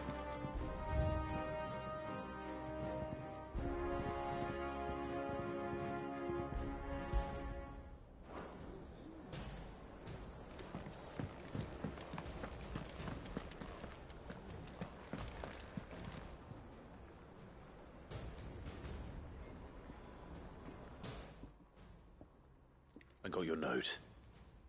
You think something's wrong with Torgal? So you can read. Congratulations. But I didn't say how we're wrong with him. I said something weren't right.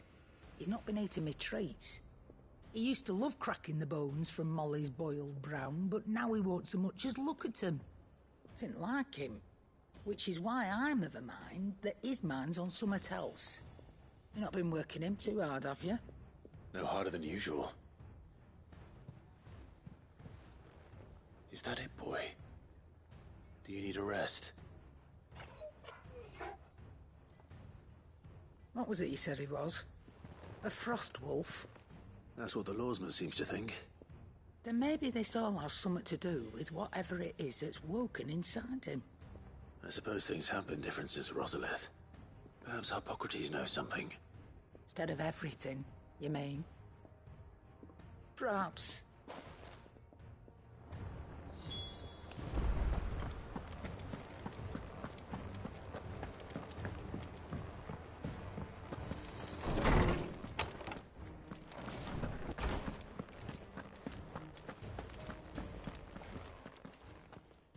Lawsman, I need to ask you about Torgal. Something's not right with him. He isn't ill, is he? I don't think so. But according to Lady Karen, he seems to have lost his appetite, which is certainly a new development. She says he's hardly been touching his bones of late, and she believes it may have something to do with what happened at Rosalith Castle. I rather think she might be right, though not about his appetite.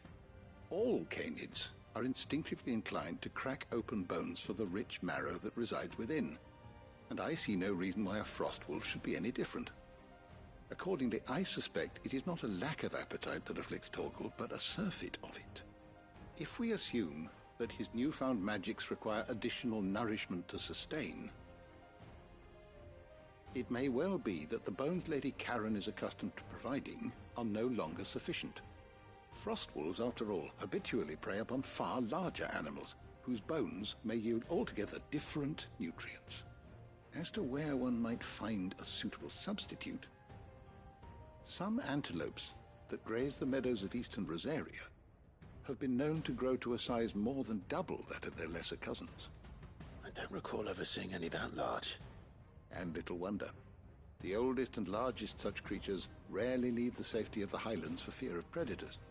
The last elder antelope sighting I recall hearing about took place near Cressida, and that was long before the village was abandoned. Even so, it seems like a good place to start. Good hunting, Clive.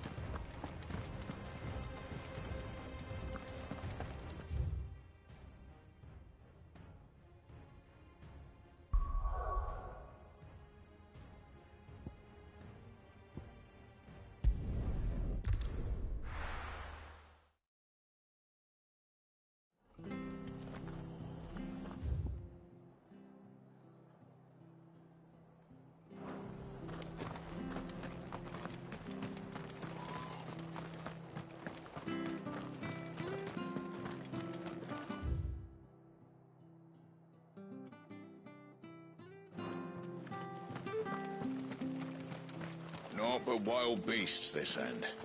All their twisted talons and gruesome maws used to turn my stomach.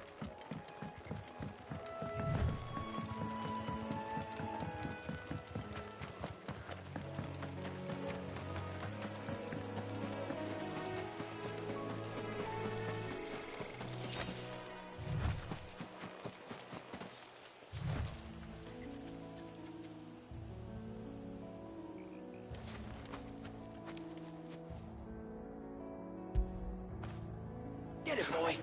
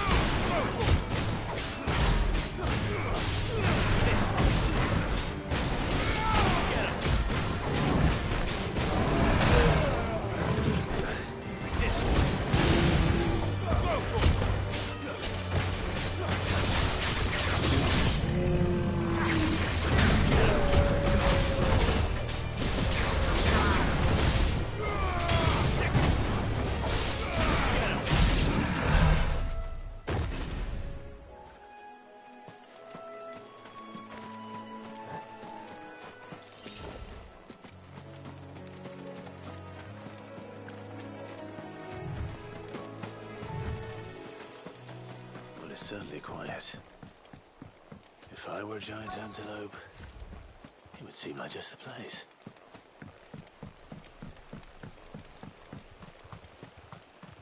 Now we'll find one bigger than that. Hungry, Torgal?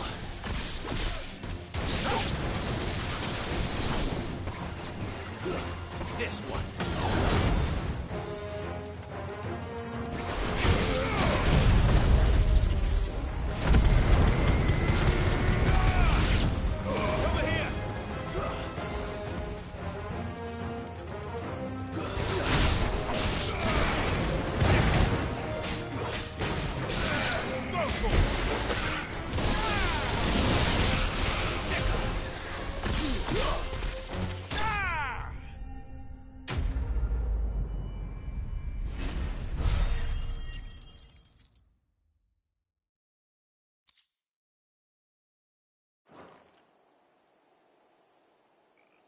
Now,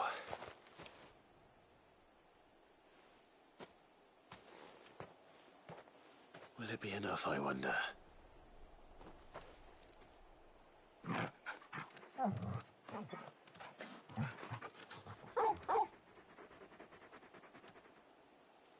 I say that answers my question, which means we owe the lawsman our thanks. You're just a big puppy, aren't you? A very big puppy.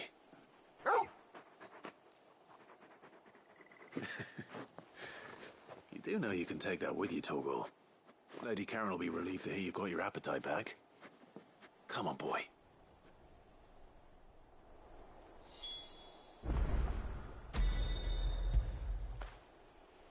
get so big?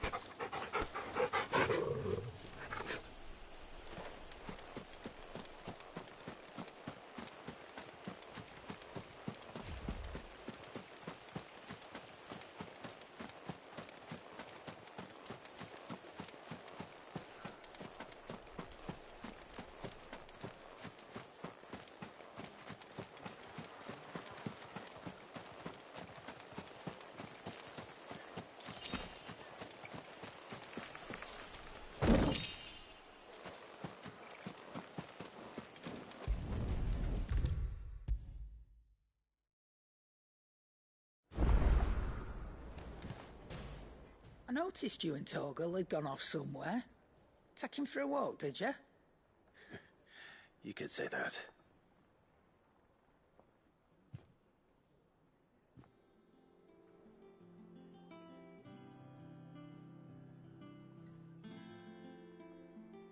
So, Molly's leftovers weren't good enough, eh?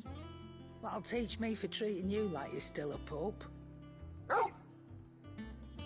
All right, no need to shout. Now we know what you're after, I can see about getting some in. Speaking of which, I brought one for later. Can I leave it with you?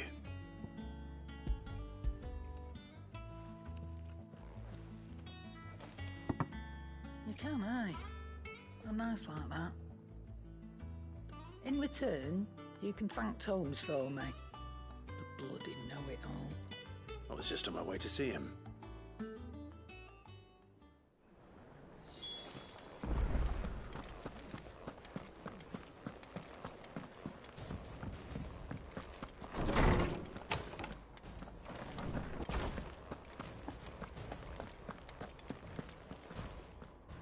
Ah, Clive.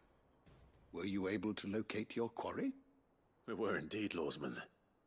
You pointed us in exactly the right direction. And Torgal's been a very happy hound ever since. Very good, very good. Lady Karen sends her thanks, by the way, for your part in solving the mystery. Ah. But that reminds me.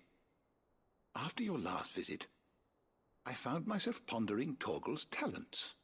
Do you recall our conversation concerning Lady Jill's role in Torgal's transformation? About how she somehow woke the power within him.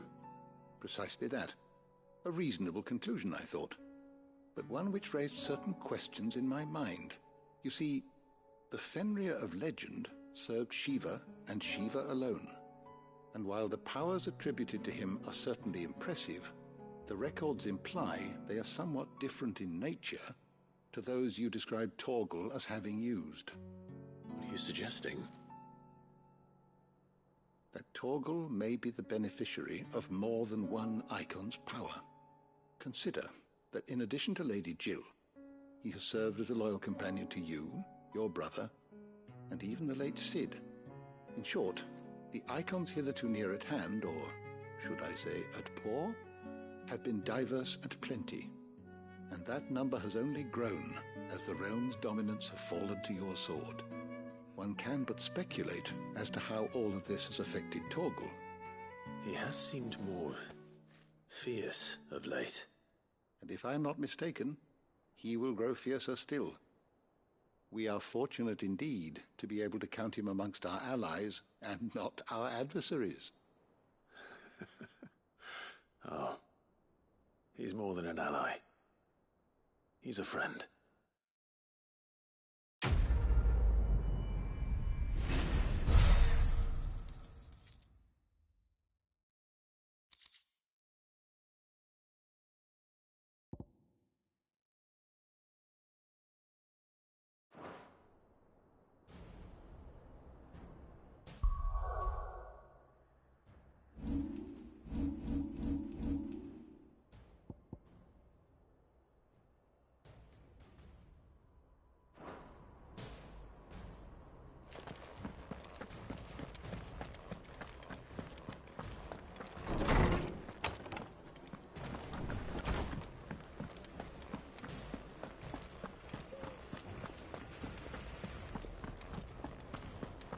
Crack the crystal too? You're joking.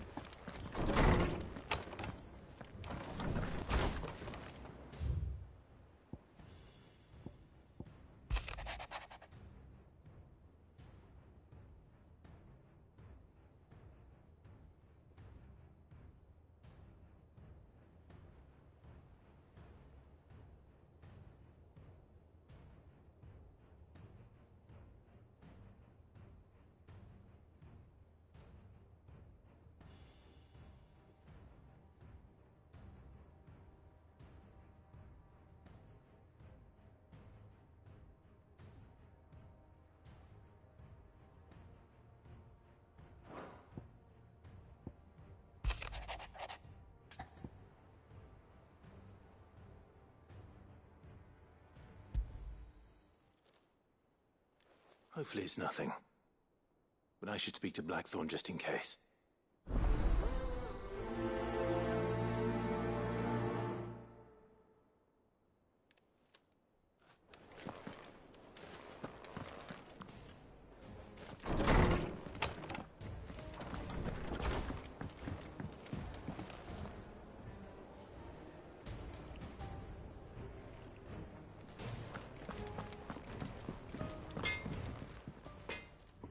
Blackthorn, do you have a moment?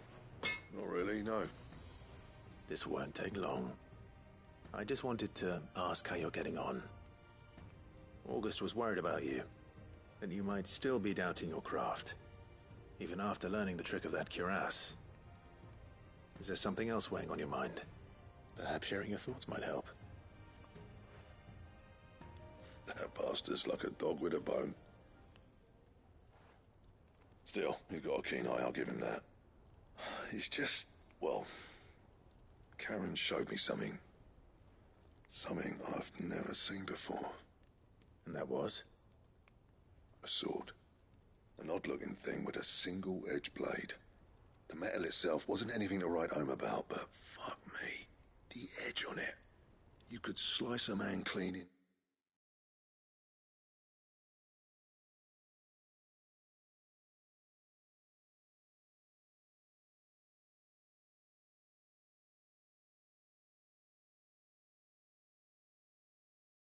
Two with a weapon like that, and he'd be halfway home before he even realised he'd been cut.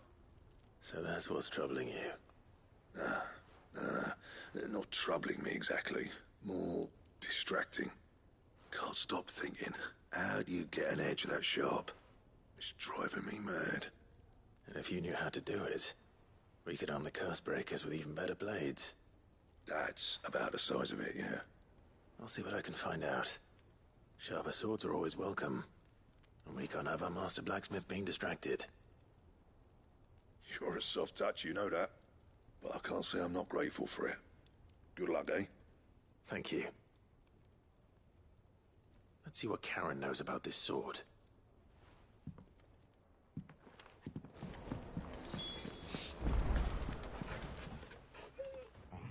You're looking well, Karen.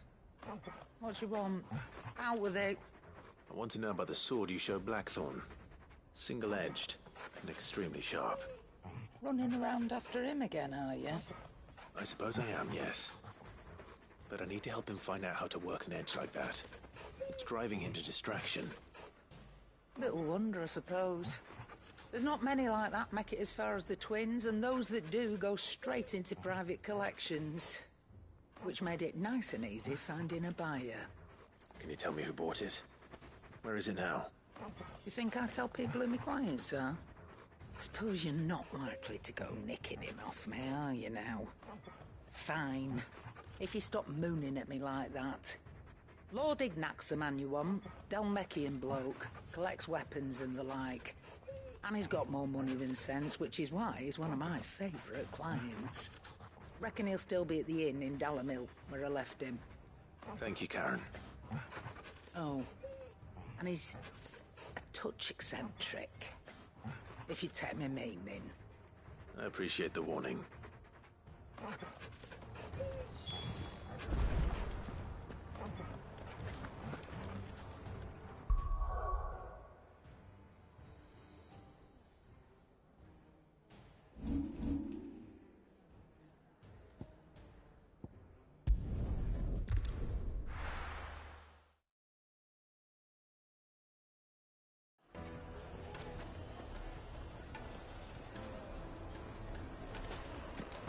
People take notice of wealthy men. Shouldn't be too hard to track down Karen's collector. Back again, are you? Any more trouble and you'll be barred for life, however deep your friend's pockets might be. The St. Drake's Fang is gone. Here, you.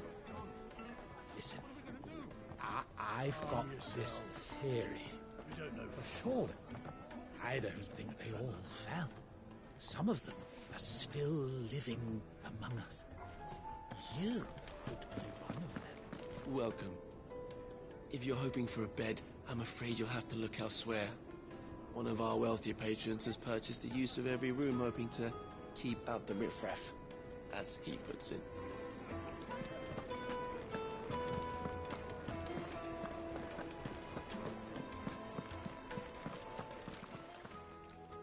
My reputation will be ruined! Ruined! Calm yourself, Lord Ignac, I beg of you, before you do yourself a mischief. Pardon the intrusion, but... Out! Get out! I paid for these rooms so I wouldn't be disturbed. Leave me be! Please, allow me to apologize. His lordship is going through a difficult time, and he's never been fond of guests arriving unannounced. Radim! Get rid of the filthy oaf this instant! Very good, Lord Ignac. Would you mind stepping outside for a moment?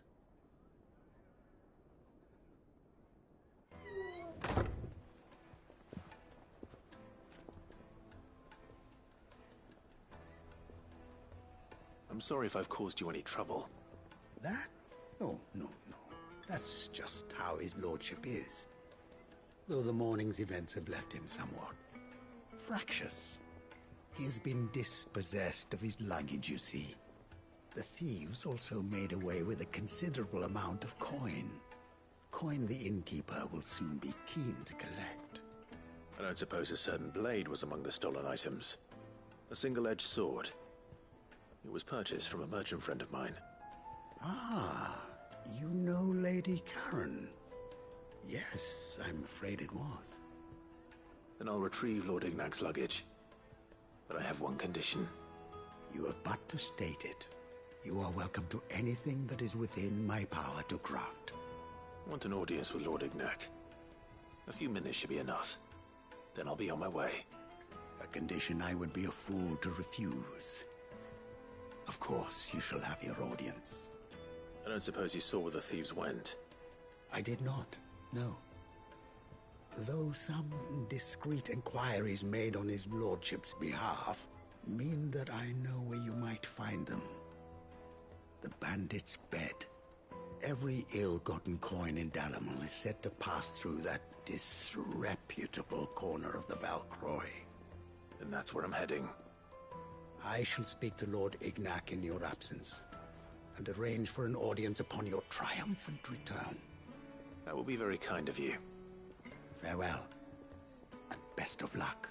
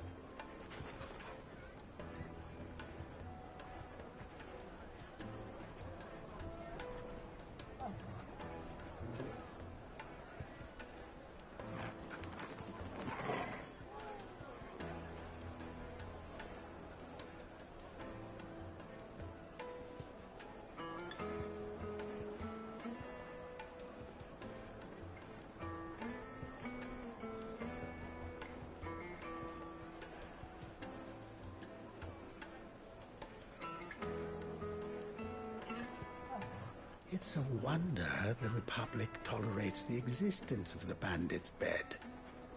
You would have thought a few dozen good men might put an end to the problem.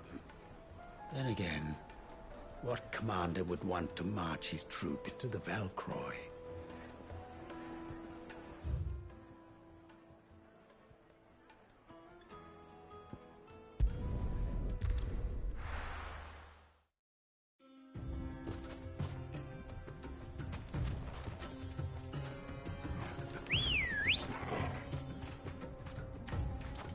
Good girl.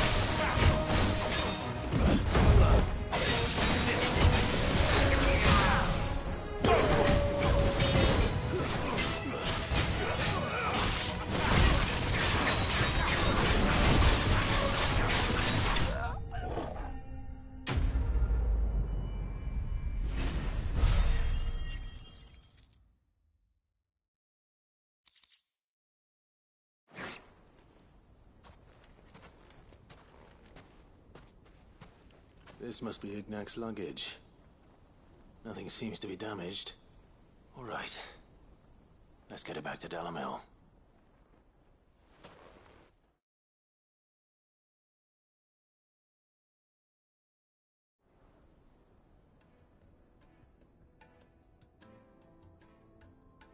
I hear I have you to thank for the return of my effects. What shall I call you, my good man? Wyvern. Glad to make your acquaintance. A formidable name indeed. Well, Wyvern, I appear to be in your debt. Redeem here tells me you wished for an audience. Is that all? A few moments of your time should suffice, yes. You're a peculiar fellow, Wyvern. All right. Speak. Master Wyvern was wondering if you could tell him about a certain single-edged sword you recently acquired. Oh, a true work of art, that one. Karen drove me hard on the price, but I would have sold her Radim here to get my hands on that sword. It was made in the Outer Isles, far beyond the Twins, and is used exclusively by the practitioners of a unique school of swordsmanship. They believe no combat should ever exceed a single strike, and hone their blades to such perfection that none ever does. Each sword is made for that one perfect stroke, and for that stroke only. They crack upon a second blow. There's a brutal sort of beauty to it, really. But how do they hone such an edge? Fine question. Why, they use a whetstone, of course. Whetstones, rather. A whole array of them, ranging from the coarse to the fine. 10,000 licks with the sharpening stone, then 10,000 more. But it is the final stone which lends the blade its legendary sharpness. A mineral quite foreign to this great realm of ours. And that is the key. The secret ingredient. Wyvern, it occurs to me that my little lecture is hardly equal to services rendered. Take this, together with my regards. The very stone of which I spoke, far rarer among collectors than even the blade itself, and a far more fitting payment. Thank you. Pardon the intrusion, my lordship. However, it is long past time we prepared ourselves to depart. So it is. I am locked in bitter competition with a rival collector of curiosities. I am one step ahead of the unscrupulous scoundrel, but he is hard at my heels. Are there many other collectors out there? Too many to count, but only one do I consider my nemesis. Lord Byron Rosfield, and is a perennial thorn in my side. I can imagine. Farewell, Wyvern. May our paths cross again. Radim, we mustn't dawdle.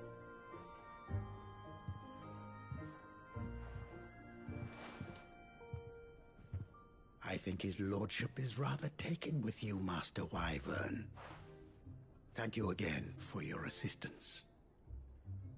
Coming, my lordship. I'll be right there.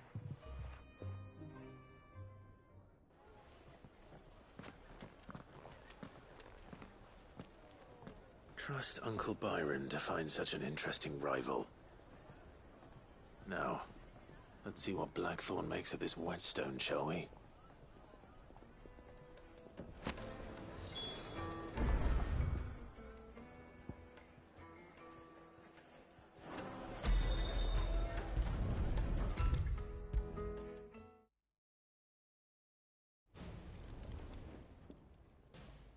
Sorry for the wait, but hopefully you'll agree it was worth it.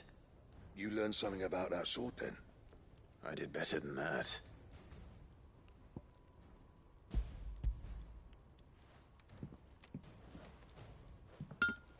A whetstone?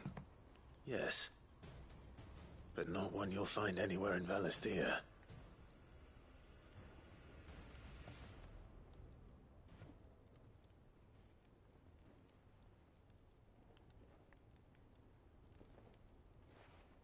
wonder I couldn't get the same finish on the grinding wheel. One hit and all done, eh? Might not be so bad if all you ever fought were duels. Good luck on the battlefield. Your second opponent would be your last, no matter how good you were. Even so, is there some way it could be used to give the Cursebreakers an edge? I think so, yeah. With this whetstone and the right kind of steel, I could probably even make a twin of the blade that rattled me. But there'd be no replacing this little rock once I worn it down to a sliver. I reckon we get a dozen swords from it, if that. Swords that the Cursebreakers wouldn't know how to wield properly, and that would see them through a single fire piece. Nah, no point trying to copy that thing. Be about as much use as a wax anvil. But finishing our blades with a whetstone this fine, now that's something to consider. And what's finer than fallen masonry, eh? Or more hard-wearing, for that matter. Just imagine it. Good Valisthian steel with an edge as sharp as any found in the Outer Isles. I won't make a copy, nah. I'll make something much better. I'm sure the Cursebreakers will be delighted. Just don't push yourself too hard. Don't you worry about me, sunshine. I've been working day and night since I was half your age, and I'll still be here when you're long gone. Hey, thanks, Clive. I mean it. I owe you one, August too. It's good to know someone's looking out for me. You'll be happy to hear you said that. And I'll see that my debt to you's paid. First new blade I make's got your name on it. You come and find me when you've got the materials. Right. I will.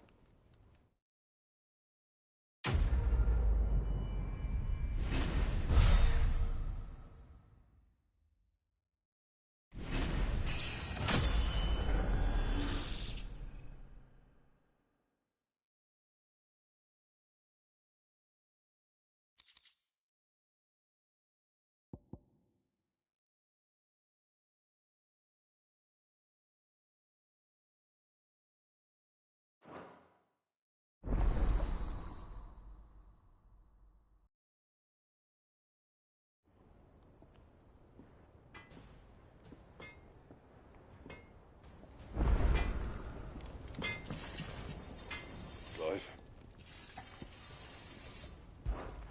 What do you want?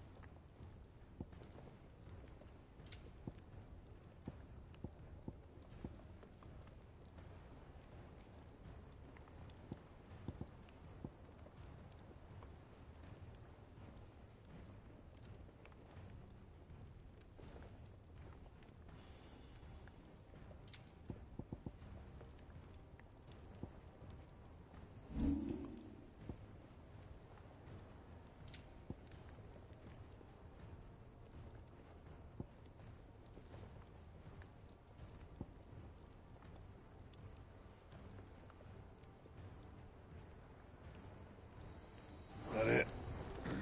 Fine.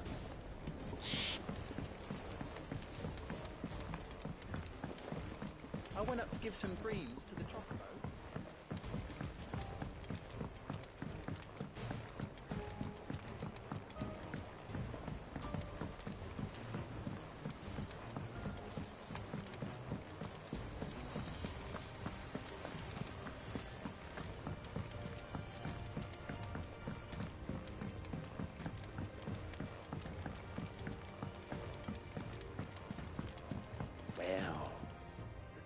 Here, Sid. Reckon you might be just the man to help me out of a bit of bother, if you've a mind to. Let's hear it. Well, it's about lovely bit of kit, it is. Bunging a solution you want splitting, and the problem is, it won't always get rid of all the impurities. And with some of the stuff we need it for, that ain't good enough. Which is why I've been looking for something to filter the liquid we'll be cooking off. And that's where I was hoping you could help me out.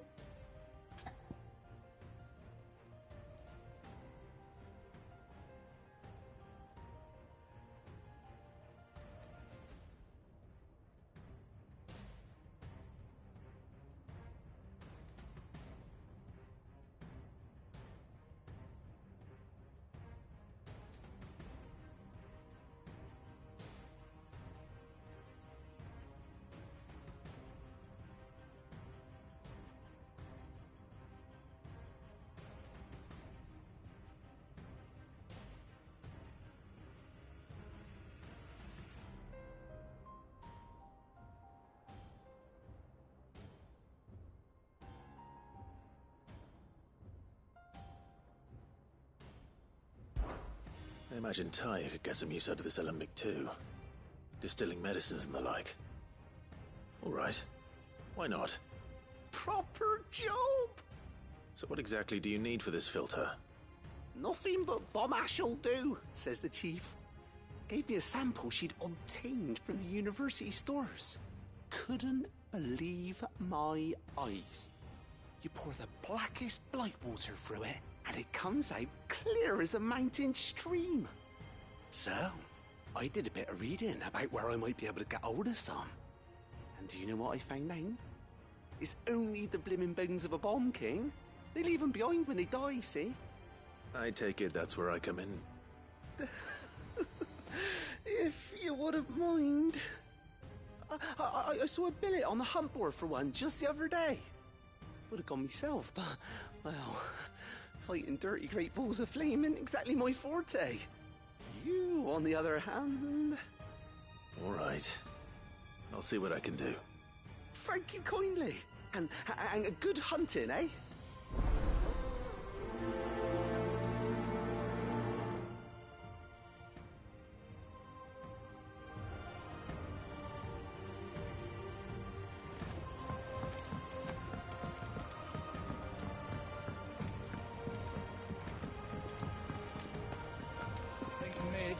Some help tidying up.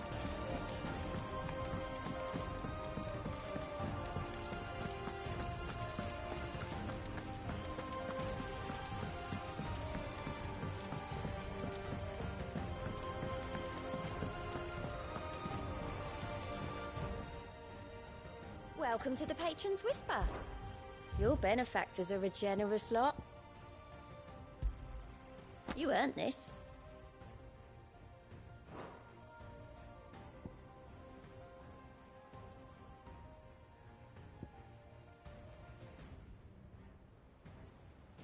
Best of luck out there, Sid.